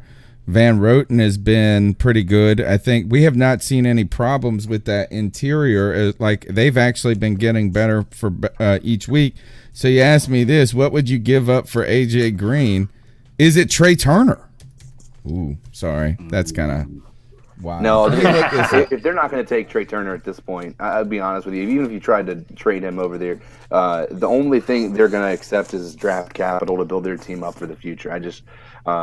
I don't think that they're going to go after Trey, who, he may still have quite a few years left, but they're not going to trade tit for tat. You know what I mean? Yeah. By the way, my answer is a real short hell no. Yeah. He gets $12 million. He's going to get $12.5 million next year. You can never have enough good offensive linemen. And listen, shout out to Darrell Williams, who we take every opportunity to shit on, has been playing well at the guard position in Trey's absence. Darrell Williams has played well on the interior. So, at least you have two guys that you're comfortable playing that interior of the offensive line. In my own humble opinion, that's the most important section of the offensive line because you have to have a pocket to throw the football from. So, it's a good problem to have. I'm not trading either of them. Well, Trey Turner is supposed to get $15.3 million in 2021. Well, the thing is, there was somebody in the chat earlier when we were talking about the AJ Green thing, and they brought up the best point that I've heard so far, and I'm going to add to it a little bit. Is AJ Green is one of the best wide receivers in the NFL. I think he's easily top 5 receiver in the NFL when he's healthy, even with Andy Dalton throwing to him. He's a top 5 receiver, but he's injured every year, man. He's injured every single year. There's always something wrong with him. He misses at least 2 or 3 games every year. He's a phenomenal receiver. I wouldn't trade for him simply because he was in the 2011 draft class with Cam Newton. Like, Dalton and A.J. Green got drafted the same year. So that puts him at, his 9th or 10th season right now? That's starting to get to the point with wide receivers where they don't have much juice left. I don't think he's a good option either because he got hurt this season. It's not like he got hurt last season and he's been at top form. You don't even know what you're getting. For me, the name that I would actually be interested in is Patrick Peterson. Really? No, I wouldn't be. Why? I don't. He's kind of cheap. Is it $8 million corner? Right? And imagine having Peterson and Bradbury and Dante Jackson on the field. What would you give up for Eric Reed back there? A third. He's got 2 years left on his deal. I don't know if you get him for a third, man. For just a third? He came back and he balled out. He gave that, I listened to Pat McAfee show and they had AQ Shipley on, who's the center. And he was talking about the difference that made for that defense, having him back on that field. He said it allowed the pass rush to get home and allowed Chandler Jones to have 4 sacks. It wasn't necessarily, it's kind of our same situation. Our defensive line is not just good because we're so great at getting to the quarterback. It's a mixture of that, but our coverage has been on point for pretty much the whole year. So that's that. It's a lot of coverage sacks that we've allowed, and I think that happened there. So I think they're seeing him as a anchor.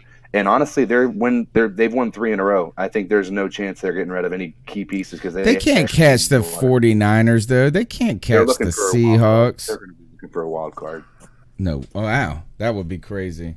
I would like it. My thing is this: where do you play him? I mean, who are you putting on the bench to play Patrick Peterson? Bradbury? We just got done talking about Bradbury. No, I think you put him across from Bradbury, and Dante Jackson's been hurt, and if anything, you just move him to the nickel. See, I got to say, man, as much as we've been talking about Bradbury, I think Dante Jackson's better than Bradbury.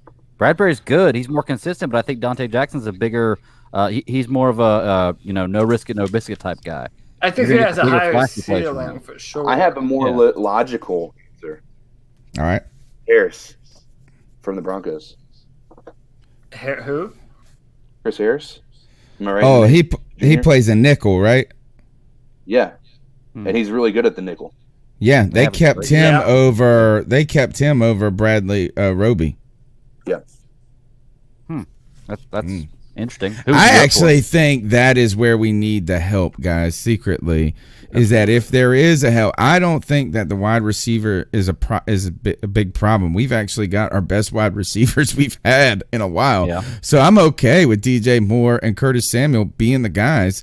And I heard somebody write today on Twitter, they said Jarris Wright stinks. And I was like, man, recency, dude. He had one bad game. No, I think our receivers are okay. I don't think we need a big name there right away. I mean, maybe if we continue to get some injuries or something like that, we're going to need somebody with some veteran experience. I think we're one injury away in the secondary, though, from having a significant problem. And right now, that Dante Jackson injury kind of worried me a little bit because, I like Cockrell, but I don't know if that's enough depth to go deep into the playoffs. Is it any? I like that Harris name. I like that. Is there any correlation to the fact that we dropped from first in passing defense down to seventh while Dante Jackson's been out? Well, we also had a bye week involved in there too, so the stats still go on while we don't. No, the stats they're going to be based on per game basis. So per game, we dropped to seventh. So because when we faced Tampa Bay, when we faced Jacksonville, they just blew the doors off of it as far as yardage is concerned. A lot of that we're giving up 225 yards in the air right now. And seven touchdowns. What was the last two games? Oh, it's been a lot. I mean, I think Tampa Bay put up. I'll look them up. Keep talking. Well, but I think that. Okay. Sorry, go ahead, Greg. No, you go ahead, man. Finish. You were in the middle of something. When you look at everything that we have with our defensive or our secondary, the one missing piece has been Dante Jackson, and Ross Cockrell came in and he played well, but do you feel like there's any correlation to the fact that Dante Jackson has been out and we dropped from first to seventh? Because you got to think about those things. Yeah, and that's a good point too. And I think Ron Rivera even mentioned that Ross Cockrell has earned playing time. I mean, this is a guy that they're going to put on the field. He did say that. Yeah, this is a guy that, and listen, the dude has 2 interceptions.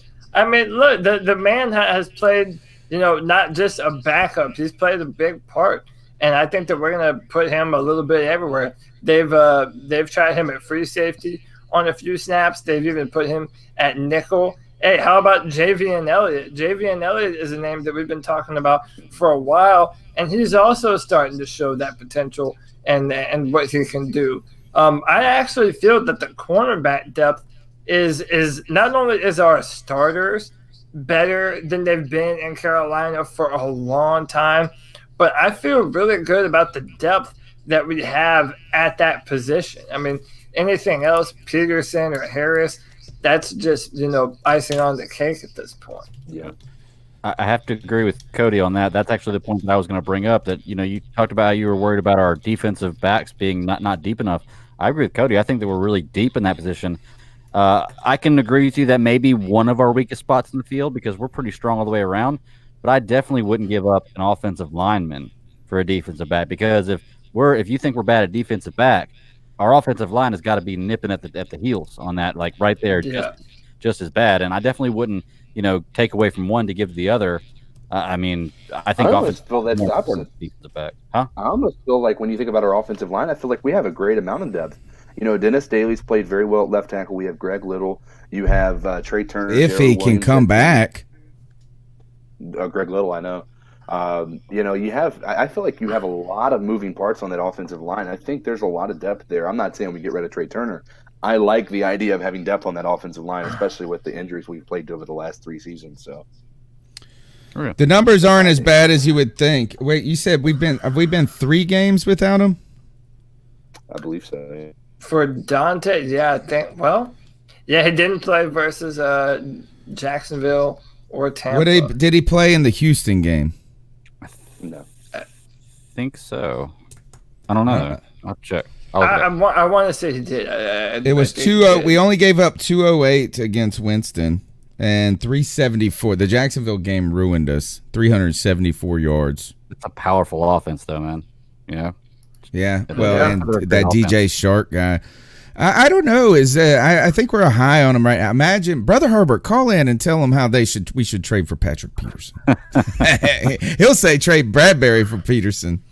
He will. All right, let's go on to the next call.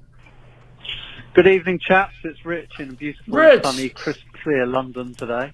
Yeah, I was just so we've had a bye week, and none of the national media that I listen to have mentioned the Panthers in the bye week.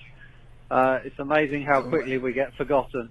I think in terms of the NFC, this is an absolutely critical week for Carolina and the 49ers. Everybody's saying that the 49ers are for real and wonderful and that they haven't played any, but there's others that they haven't played anyone. I just think this will tell us loads about both teams. A blowout either way will be very significant, but I think it's probably going to get very close. I actually think the two teams are almost a mirror of each other. Really strong defensive lines, improving secondaries, good running game, and a questionable quarterback. I know people think Kyle Allen's the next coming of Tom Brady, but the stats are showing that although the passes are getting there, they're not quite what they could be. And hopefully we're pretty close to Cam coming back. I don't know, I'm with you guys that isn't it wonderful that we've got a great quarterback and we've got a great backup? Anyway, one thing I wanted to point out, because we haven't played the Saints yet, and we're going to be lucky enough that Atlanta look like they're imploding. They've just got rid of Mohamed Sanu. I just had this thought, right? The Saints tackles are probably even better than ours, and ours are doing quite well. I just wondered if we keep Cockrell as a defense as the cornerback, which sounds like Ron might do, with Dante perhaps moving to the slot. I think you might have mentioned this before. How much damage would we do with moving Dante, basically putting him on the line of scrimmage, outside of Brian Burns, to just literally pretend to line up on the slot receiver and just then absolutely bomb round the edge of a tackle? I just wonder they could never catch his little butt. On the quarterback, you can forget your 1.5 seconds to throw. That kid's going to be there in a second. I just think it would be a fantastic wrinkle if they're moving him out of outside corner. I know he's blitzed once or twice in the past, but I just think that could be an amazing little thing to do. You could have him just go there pretending to be on the slot and then just blitz him. Anyway, looking forward to another 3 hours and 15 minutes like we had last week. That was fantastic. I think we've got a real chance against the 49ers. I think we're being horribly underrated by everybody. Even the PFF bigwigs were saying this week that they've underestimated us. Anyway, guys, great show as ever. Keep pounding. Keep pounding, Rich. Great call. Fantastic call. I think we should follow it up with, we got to follow it up with this one. Guys, I figured it out. James Bradbury fucked Brandon's girl. He had to. All right, that's all I had to say. All right. Money bags, guys. You're going to get kicked off. I'm going to put him in time. We're all Panthers fans, guys. We got to be nice. Ain't nobody fuck each other's girlfriend, bro. Definitely not James Bradbury. That he's too much of a introvert to go after somebody's girlfriend. Now, Brandon, we love you though, man. Now, Brandon Herbert. I think Brandon Herbert brought a great call What's tonight. Up? Say some I shit. do too. I love him, man. I thought Brandon Herbert brought a great call tonight. I think that at the end of the day, just calling him as just not good is problematic. Is that he just needs to tone back how critical he is, and then he can take the same stance he has.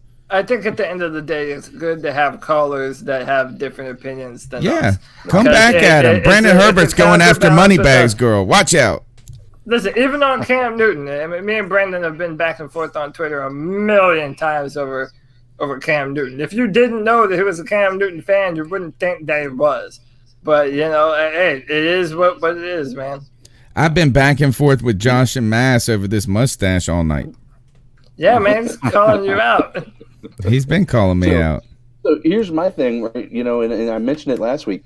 Do you really want to be the team? I've heard, and Greg, you said it, and no offense to you, but I don't want to be that team that's sitting there underestimating the 49ers, because we were going through the exact same situation. Oh, they haven't played anything back in 2015. Oh, they haven't played anybody. Nobody of worth. Wait till they get to Seattle. Wait till they get to Green Bay. Wait till they get to this. Wait till they get to that. And then, every game we had to show up. And so, but they used that as a kind of a driving force. I'm not saying the 49ers are sitting here listening to this podcast. If they are, that's pretty freaking cool. But, at the end of the day, I mean, I think it's dangerous to underestimate them. And I don't think the Panthers are, based on what I'm seeing. But I also think it's the same way, the other way around. I think the Panthers are a legitimate team that they need to really not underestimate. And I think a lot of 49ers fans are doing that, just based on our guest last week, right? Didn't he say, I'm not really worried, it's going to be at home, right? Or how are the Panthers away from home? And, unfortunately for him, we're undefeated. So, it's an interesting dynamic, but I like I said, I think it's Rich had hit the nail on the head with that. I think it was an incredible call where he said, we're going to learn a lot about both teams. We're going to find out who is a legit team and who is not, or we're going to find out that both of these teams deserve to be in the conversation for the top NFC teams. And go ahead, Greg. I was going to say that what you just ended that with, CK. I think that's where we're going to find ourselves. I'm not saying that San Francisco's garbage. You're right. I look at it the same way we did in 2015, where people looked at us and they're undefeated and they haven't played anybody. I try to take more of a statistical approach to it, where I look at the teams they've played and teams we've played. They put up 20 points against the Rams. We put up 27, and it should have been 33, even though they did hold the Rams to 7 points without Todd Gurley.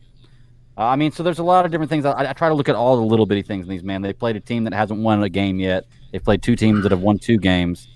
I mean, I don't want to go in there underestimating them either. I totally agree with you, and maybe they're going to use that as motivation. But I think at the end of the day, we're going to get exactly what you said.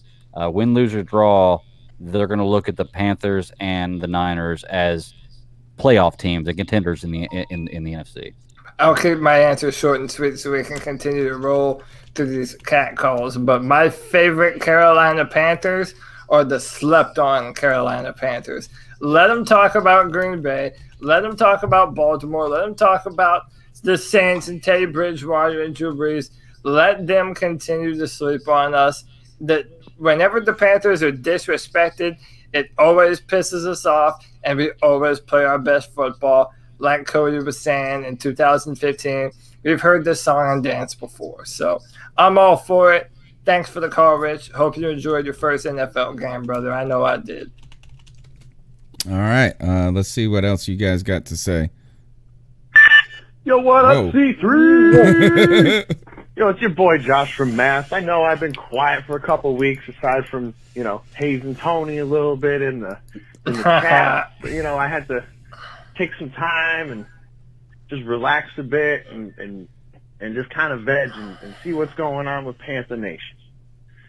And, man, did we get some news today. I don't know if y'all saw, but right on the Panthers, I know it was on their Twitter. I don't know if it made it to the Facebook and the Instagram as well. I would assume it did. But we saw our boy out there doing reps, making sure, looking good. Yep. Especially for a guy who had what was referred to as a pretty decent foot injury. Doing a lot. I was excited by it. Exercises and whatnot with the crew. It was good to see him out there. And then for those who follow his Instagram, we all know he's been hitting up the cycling classes in the mornings again, man. And it's funny because I've largely had to just stop looking at a lot of the Panther groups on Facebook because it's filled with so much BS and so much negativity. And we're stay away from everything Panthers on Facebook. Man, y'all do know the trade deadline's coming up. We got 7 days? We got a week. I believe it's a week. We ain't trading this, man. No way. The only way we let Cam Newton go is if we get something ridiculous. We saw what Jalen Ramsey garnered, right? 2 firsts and a fourth. You'd be looking at a minimum of probably 3 first rounders, a fourth, a fifth, and like a whole Bojangles box maybe, at least, right? The man ain't going nowhere, and I don't. Obviously, he's not starting against the Niners, obviously, but I think, and I don't think he'll start the following week, but I think the week after, I'll have to check real quick. I think honestly, I think he comes back against Green Bay. I mean, maybe the Titans, but I think realistically, as far as time and just making sure he's got the time that he needs, I think he comes back against Green Bay. But I got a good feeling about Sunday against San Fran anyway. I think we're going to go in there and walk away with that dub. Keep pounding, Panther Nation. Keep pounding. Keep pounding. Josh, Let's go. Great call. I like the excitement. And obviously, if you're watching on YouTube right now, you should see how excited this mustache that Tony's got going on that Cameron Jordan has copied.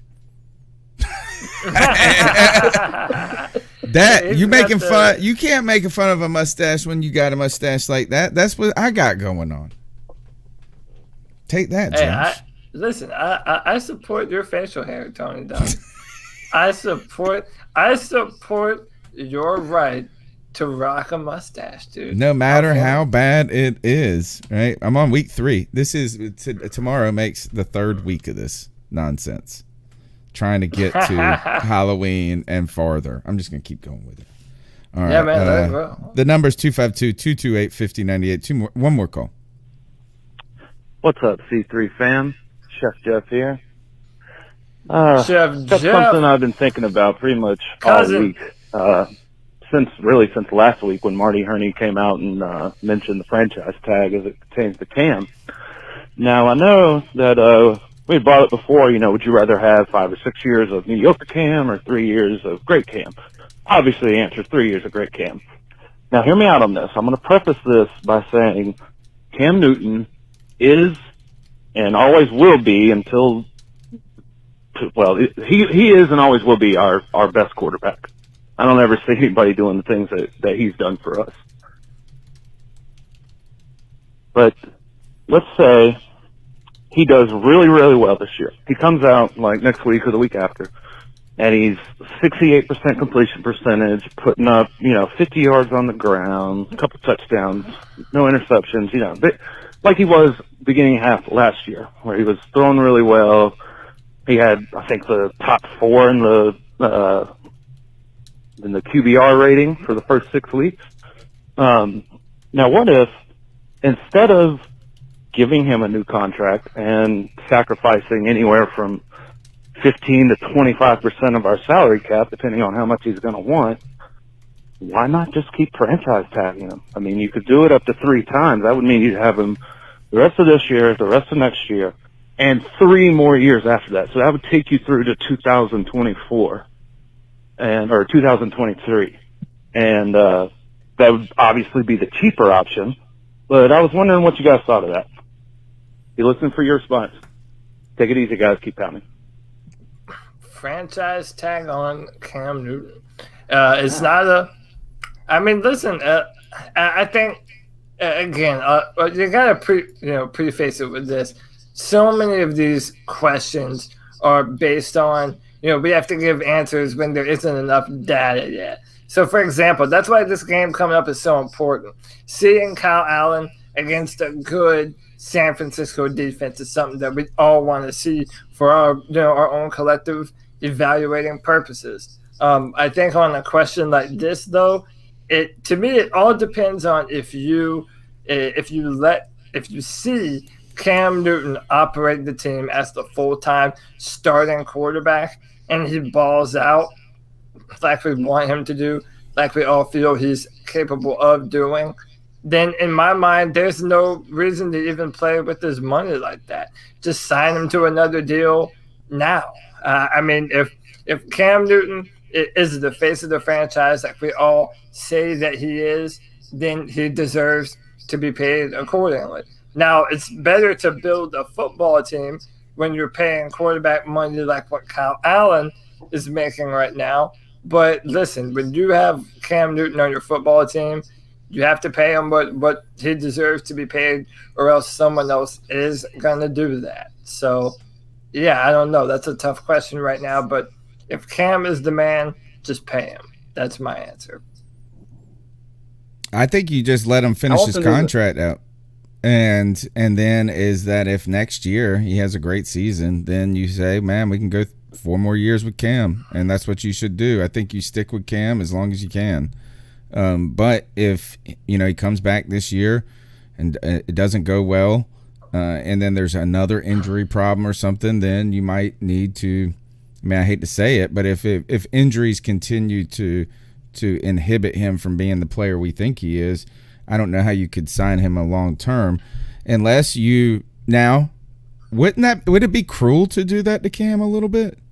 In some ways, imagine that you just say this is. Yeah, you're right. Matt, now that you think about it, you might just like try to. It gives you a rental a little bit, so you don't have to stick with Cam for a long time. Haven't the past few years they signed Drew Brees to a 2-year extension? Yeah. So 2 years. 2012 is when he was franchise tagged. Oh, 2012. He had some problems. Remember that things didn't go well with them in those, and they pushed those negotiations to the limits at one point. Remember, it's funny that you bring that up. We have a brand new players agreement coming up soon, and it's the end of 2020. It's a very real possibility that there might not be a franchise tag because because the players are asking, the NFL, they want another game during the season. They want a 17-game season and take away from the preseason. I think in return, they're probably going to do away with stuff like the franchise tag. So it's interesting to think about. Well, the franchise tag is interesting because it was something the players thought was going to help them out. It was going to get veterans players paid and rookies, keep them, make them have to earn their money, which is funny because that's kind of the way they wanted to go, was the rookies had to earn their money. Then all of a sudden, when you have a few rookies come in and play really well, like Ezekiel Elliott, Christian McCaffrey, stuff like that, people scream for them to get paid. But they fought for it not to happen that way. They wanted the veterans to get paid.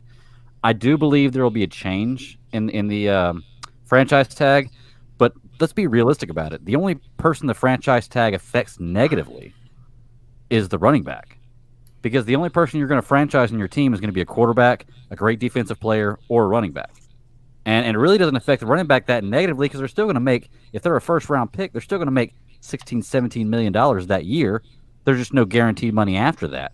But, I mean, it doesn't affect a quarterback that much because the quarterback's going to make $26 million on a franchise tag. A defensive player is going to make what they would make on a contract, on a franchise tag. So the only people it really affects is running backs. That's just because their shelf life is so short. So it would be a nice way to get some Cam action, though, without having to commit 4 or 5 years to him. But what do you do for the psyche of your quarterback when you franchise? Oh, it would make him mad. But, I mean, it's made a bunch of other players mad. What can they do, right? But, again, it's the question, does the franchise exist when we get there? The franchise tag exist, and what kind of limitations? Great question, though. Tough question. All right, that's the cat calls, guys. I think let's turn our attention to, I think there's only 2 NFC South games this week. And so let's get through with our picks. I'm picking Carolina on the road and to upset it. I'm a Panther homer. I know that San Francisco has got a good defense, but so do we. I think we stifle their offense. We pull out the win on the road. Cody, what do you think? Yeah, man, I'm gonna roll with my Carolina Panthers. I genuinely feel that this is the best football team that the Carolina Panthers have fielded in a long time. They have the potential to be much better, I feel, than even the 2015 team. So I'm gonna say Carolina 27. I'll go San Fran 17. All right, 27-17. So I didn't give you a score.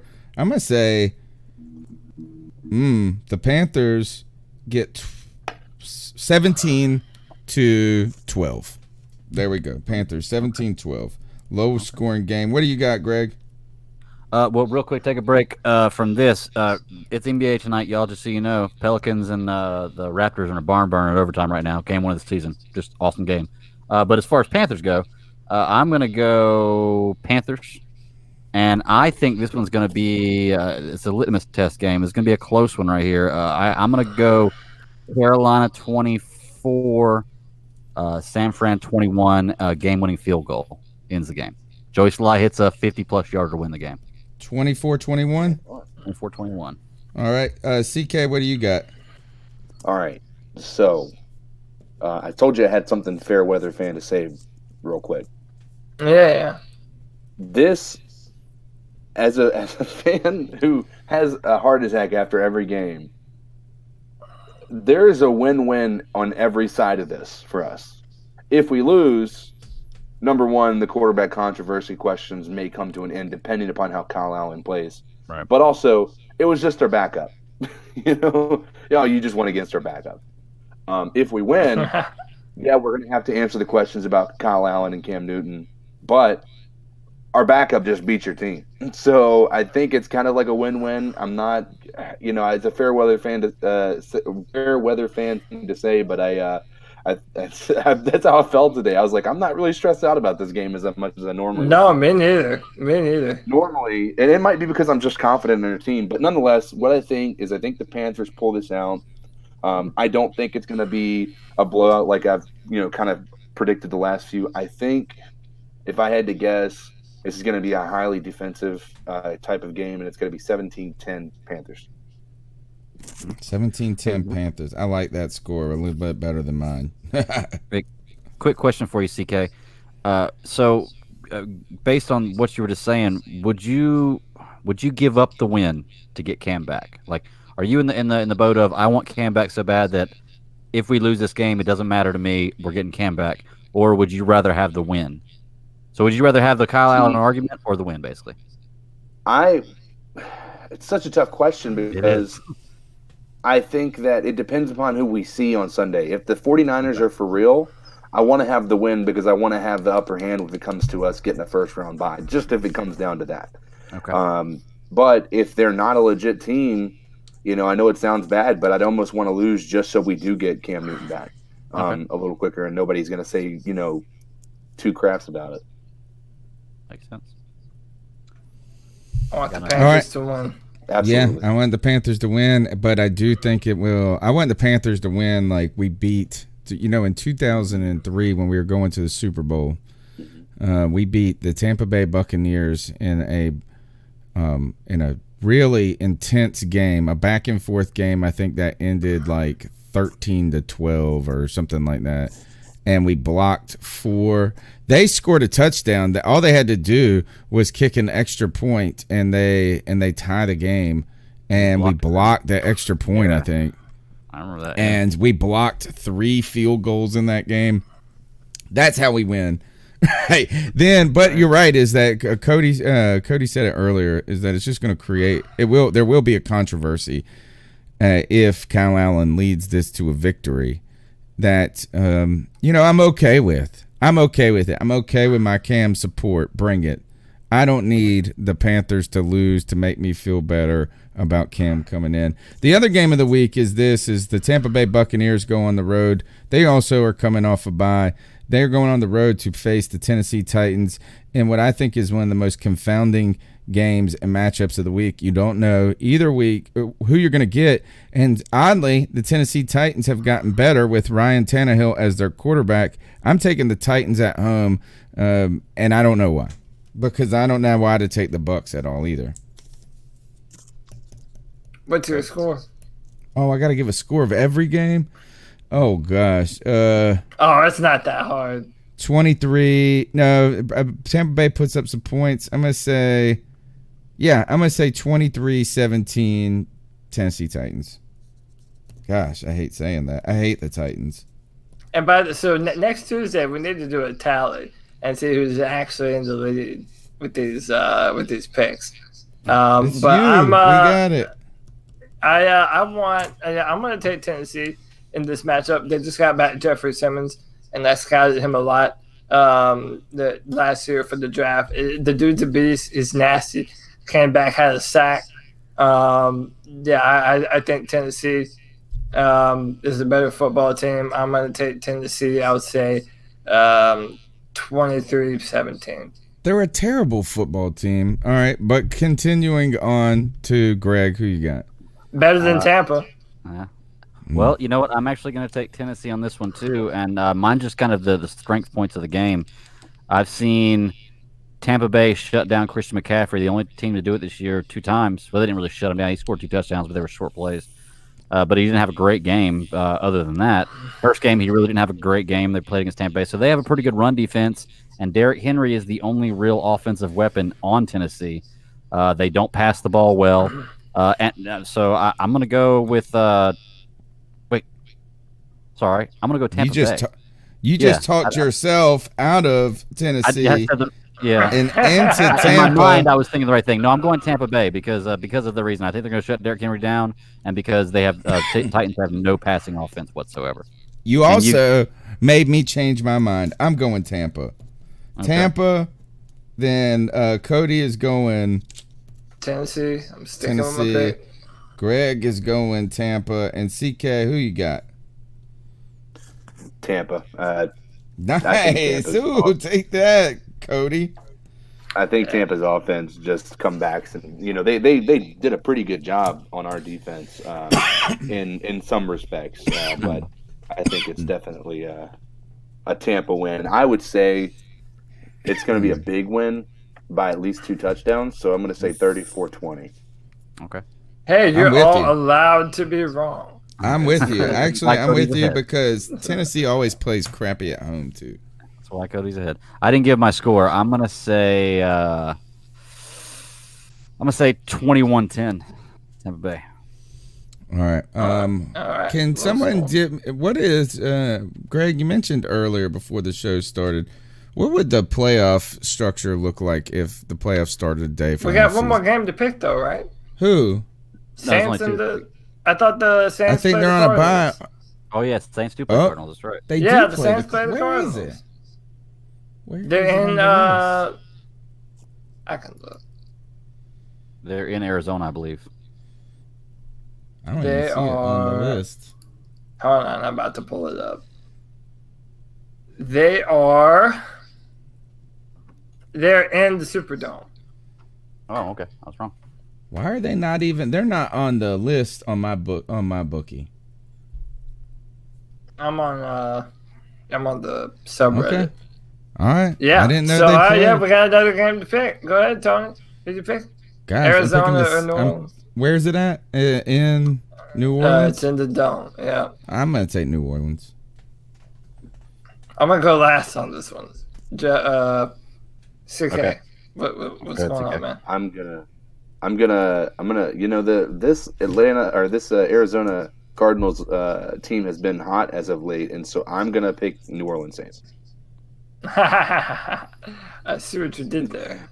And I think it's going to be an interesting one. I think that their defense does step it up. The Cardinals, that is.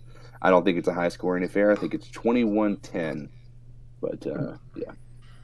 All right. I'm going to go with the Saints as well, and it's for no other reason than they're a good team. They have a stout defense, front seven. They have an all-star wide receiver. Teddy Bridgewater is a step above Kyle Allen, I feel. Neither one of them are great quarterbacks, but Teddy Bridgewater has just got a little edge because he can do a little more. So I'm just going to say the Saints. I think they're going to continue to roll, especially over the Cardinals. Like, it's going to be a high-scoring game, though. I'm going to say it's going to be the Cardinals are one of these teams that's getting better each week. Right. That's a weird thing.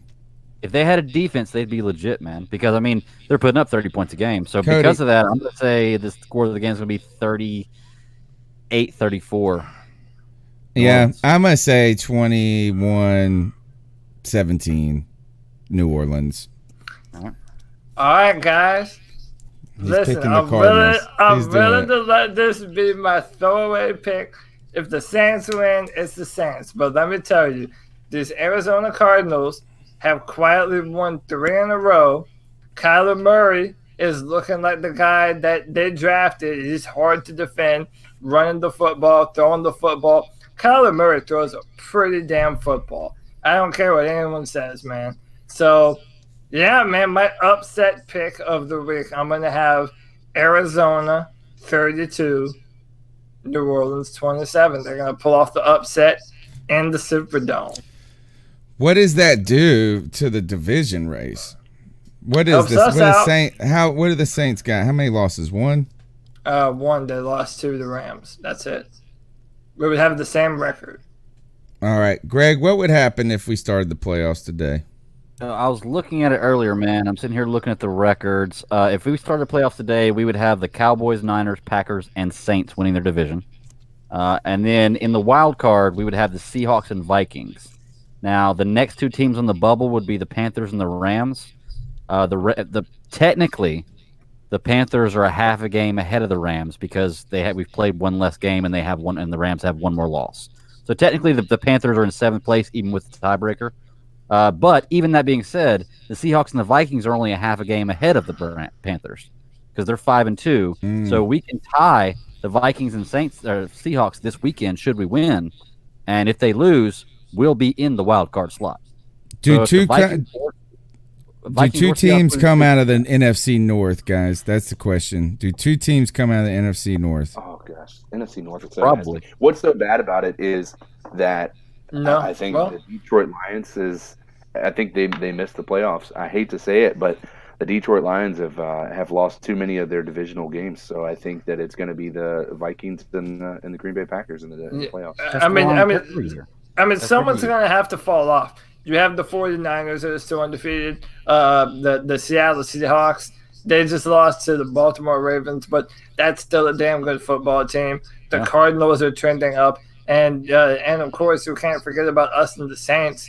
I mean, one of those teams is going to have to fall off. I would still bet that that's going to be Minnesota, but I'm not sure yet. No, Minnesota's making the playoffs. I'm a firm believer, dude. They are getting – Kirk Cousins is actually playing pretty well now. Diggs is getting fed. Thielen is still good. Dalvin Cook is amazing. They have a defense. Their back end of their schedule is easy, dude. They got to play the dang Redskins this week. They are coming out of – I think 2 teams come out of the NFC North, and I'm starting to wonder, do the Panthers ultimately have to win the division to get in? Because, I mean, the San Francisco 49ers are going to have an easy schedule down the road. We heard that from Peter Pansy last week.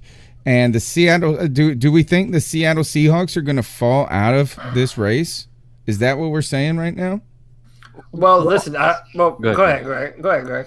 Okay, I was going to say I don't think that it's really a matter of looking at as them falling out of the race because, like I said, they're only a half a game above us.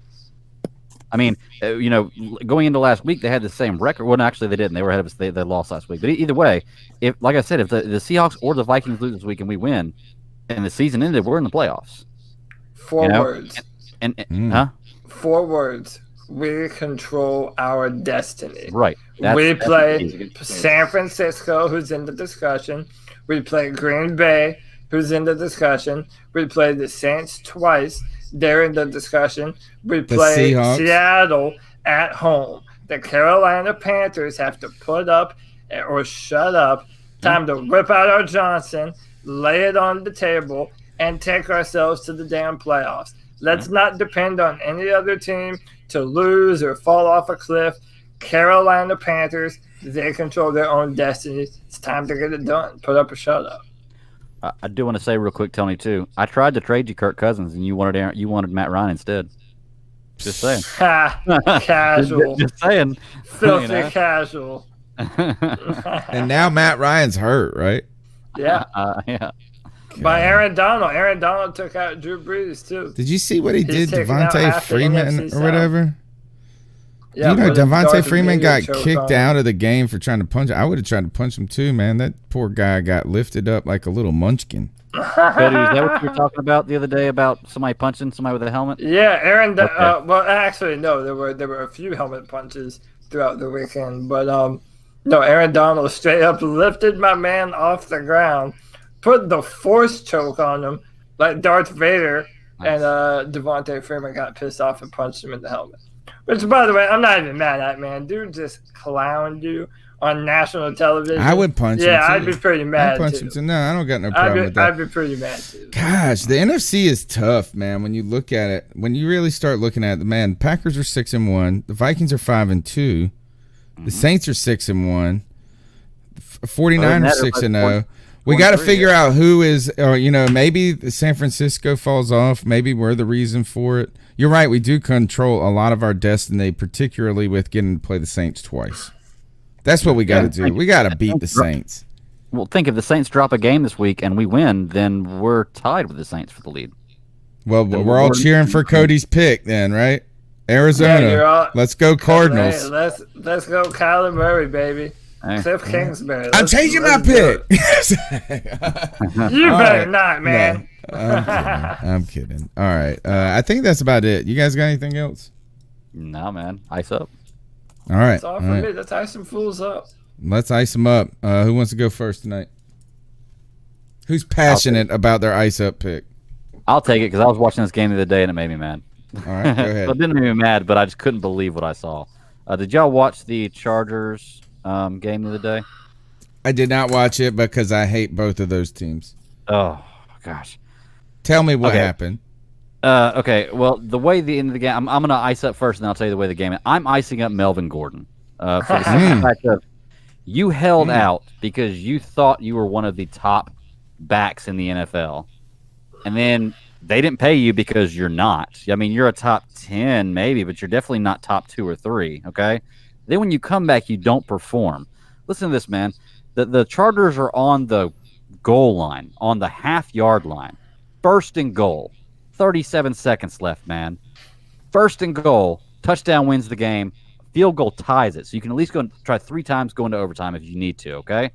Melvin Gordon runs the ball 2 times in a row from the half-yard line and fumbles 2 times in a row. Fumbles 2 twice? times in a row. Lost the second fumble, and they lost the game. Like that is Melvin Gordon, you are not a top 3 running back in the NFL. You're not even a top 5 running back in the NFL. You held out for no reason. You didn't get your money, and you're probably going to get traded somewhere. You'll probably end up getting paid because that's the way things work out. You'll probably be a Patriot. Probably. Yeah. Ice up Melvin Gordon. Hold on to the ball. Holy cow. Did you guys see the last week? So me and my buddy Clip have this running joke always about, I don't like Phillip Rivers. I think he's one of the most overrated quarterbacks ever. But he, in the last quarter, they're always losing in the last quarter because of some bonehead play. Usually it's Phillip Rivers throwing a fourth quarter pick or something like that, looking up at the screen all like, what the heck happened? This time it was Melvin Gordon fumbling. But did you see last week someone said, how does this shit happen each and every week? And then Keenan Allen responded and was like, for real, bro, or something like that. Like Keenan Allen jumped in and was like, man, he said shit gets tired or something like that. It was crazy. Yeah. So, yeah, I'm gonna go ahead and jump in with my ice up. It's a little bit low hanging fruit, and I have specific ice ups, but it goes toward everyone that's continuing to have this discussion.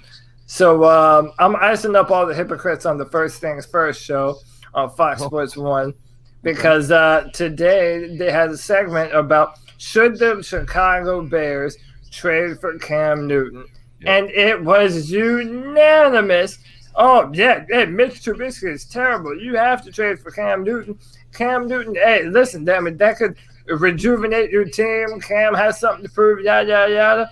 Okay, so hold on a minute. If Cam Newton is good enough to start for the Chicago Bears, then why in the fuck is he not good enough to start for the Carolina Panthers? Yeah. Why are you contradicting yourselves in this? I mean, are you saying that Kyle Allen is that much better of a player than Cam Newton? Do you really believe that? And if you really believe that, why do you have your job? I don't understand this for the life of me. If Cam Newton is a good enough quarterback to lead the Bears to be a successful football team, then why is he not good enough for the Carolina Panthers, the team that he has put on his shoulders for years now? So to everyone entertaining the notion of trading Cam Newton or him going to the Bears or fucking whatever, ice up, son. Straight to the point, ice up. I'm glad nobody said it in the calls, dude. I was going to hang up. Yeah. Well, Finger was on the button. Yeah. Well, I know Tacos and Slurpees, like I said, was talking about that earlier, but it's interesting you said that because I know Nick Wright is a huge Cam Newton fan. So I'm surprised he would say something like that because he's usually a big Cam Newton defender. No, did I say so speak for yourself? Okay. Yeah. Yeah. The one I love that show too, but there are a lot of controversies. Yeah, the one with Whitlock. Yeah, I'm a fan of Nick Wright. Yeah, Nick Wright. I'm talking about the one with Jason Whitlock. Jason Whitlock, Marcellus Wiley. I love that show. You love that show? We've let Greg off the hook on this so much. I like love Jason the show. Yeah, Jason's okay sometimes. But then other times he's good, and then sometimes he's terrible. But you know what I love about him? Give me a lecture shit they do that Jason Whitlock does. It's like let me tell you, and it's like he gives us a lecture about man, I don't want to listen to that dude lecture me. Well, the only thing about Jason Whitlock is I don't agree with all of his takes, but he stands firm in all of his takes, and he makes sense. Like I may not agree with what he says, but he makes a compelling argument for everything that he does say. So he's not, CK, what you got? Man, I've been sitting here debating on it because I want to make sure I'm inclusive, but I have to say, man, anybody who looks at the tape and sees what Kyle Allen is and honestly believes that Kyle Allen is the answer to what our franchise needs, you are completely blind to the fact that Kyle Allen is missing wide open receivers just as well as Cam ever did. Mm-hmm. If not worse. Show me a pass where he hit a receiver in stride down the field streaking when he was wide open. You won't find one. Every single one is underthrown. So my ice up pick, even though I want to say I love all Panthers fans, but it's also these Panthers fans that frustrate me so much when they look at what Cam Newton's done for this franchise. He's put us on the map in a lot of different ways. I have to say, ice up, son, ice up. Cam Newton, his and always will be the answer now and for the next at least 4 years. My personal opinion. I want to. This is not my ice up pick, but I do want to point this out. A guy, Spot Rack, put this tweet out. They said, moving on from quarterback Cam Newton frees up $19.1 million in space for the Panthers in 2020, which covers cap hits for Christian McCaffrey, Jordan Scarlett. Jordan Scarlett? What kind of cap hit is Jordan Scarlett giving us? Yeah, all right. Then he wrote this. He wrote wide receivers Jarris Wright, DJ Moore, Curtis Samuel, while leaving $4.2 million to cover their first round pick or help extend Kyle Allen. And then if you click into the comments, it's just like all these people it makes total sense. This one guy, Jason Chapman, put no brainer if I'm the Panthers. I tweeted that dude. I said no brains for sure. There's no brains. There's no brains here. This is not a no-brainer. There's just no brains involved. All right. I think my ice up is ice up to those. I mean, it's not. It's like if it's infuriating, right, to talk about. My ice up pick. There's just so many to choose from. I think I'm going to start with. I'm going to start with this county commissioner. His name is. During a public meeting Monday, an elected official in Tennessee. He is Sevier County. He's a county commissioner, Warren Hurst. And he said this: we've got a queer running for president. If that ain't about as ugly as you can get. No, here we go. Continue. If that wasn't bad enough for an ice up pick, check this out. I'm not prejudiced, but by golly, a white male in this country has very few rights. And they're getting took more every day. What is this? Warren Hurst. I'm icing this dude up, not because of even his comments. I'm icing him up because I'm looking at this old man's picture, and I'm pretty sure he's going to get caught sucking dick or getting his dick sucked at a public bathroom somewhere. Mark my words. Mark my words. Warren Hurst has probably there's been some homo shit in his life. You know, if you coming out talking like that, you just we know. We see it. I see you. So I tell you, ice it. What's that? I said he's had some balls in his chin at least some point in time. Yes. You know, this guy, it's always like this. Have you seen a lot of these guys that will take these political stances that are really anti this, and then they'll get caught later on doing some shit? Dude, like Joe Rogan. Listen, Joe Rogan has the best joke for that. All these people that rally against gay people and gay marriage, they're secretly afraid that dicks are delicious.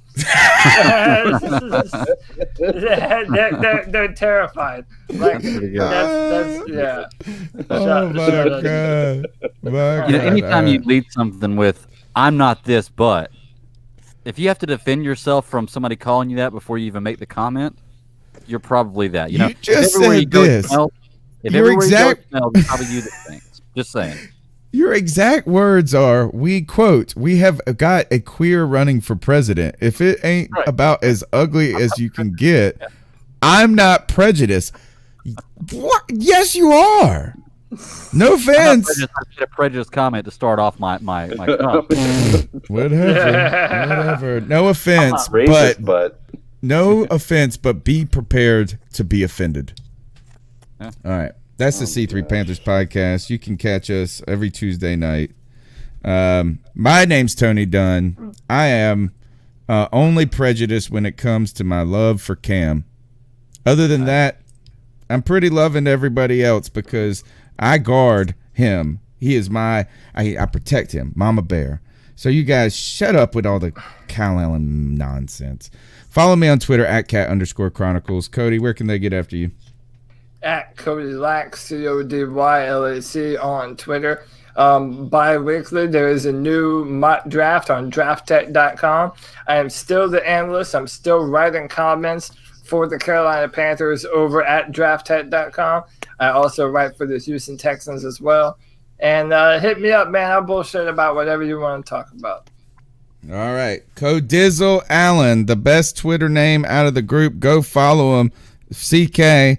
It's been fun hanging out. Hey, man, I appreciate you guys having me on again. All right, Greg, where can they check out your latest podcast and your trashing of Ratatouille and your uplifting of like Cars 2 over it or something? Oh, no, definitely wasn't Cars. It was Toy Story. But, but anyway, you can find me at the Bad Daddy 52 on Twitter directly. I also do another podcast. It is the Super Civil Servants podcast. That's at SCS Podcast 1 on Twitter or SCS Podcast 1 at yahoo.com. Hit me up there to talk about anything. I'll talk sports with you. I'll talk comics, movies, TV. You got an awesome show you want me to talk about? You got a great movie you want me to talk about or topics like that? Let me know. This week we're doing a commentary review on Empire Strikes Back. So if you're a Star Wars fan, we are building up to Rise of the Skywalker. How about this? Is this nerdy enough of a suggestion? Is Terminator outside the bounds? Oh, no.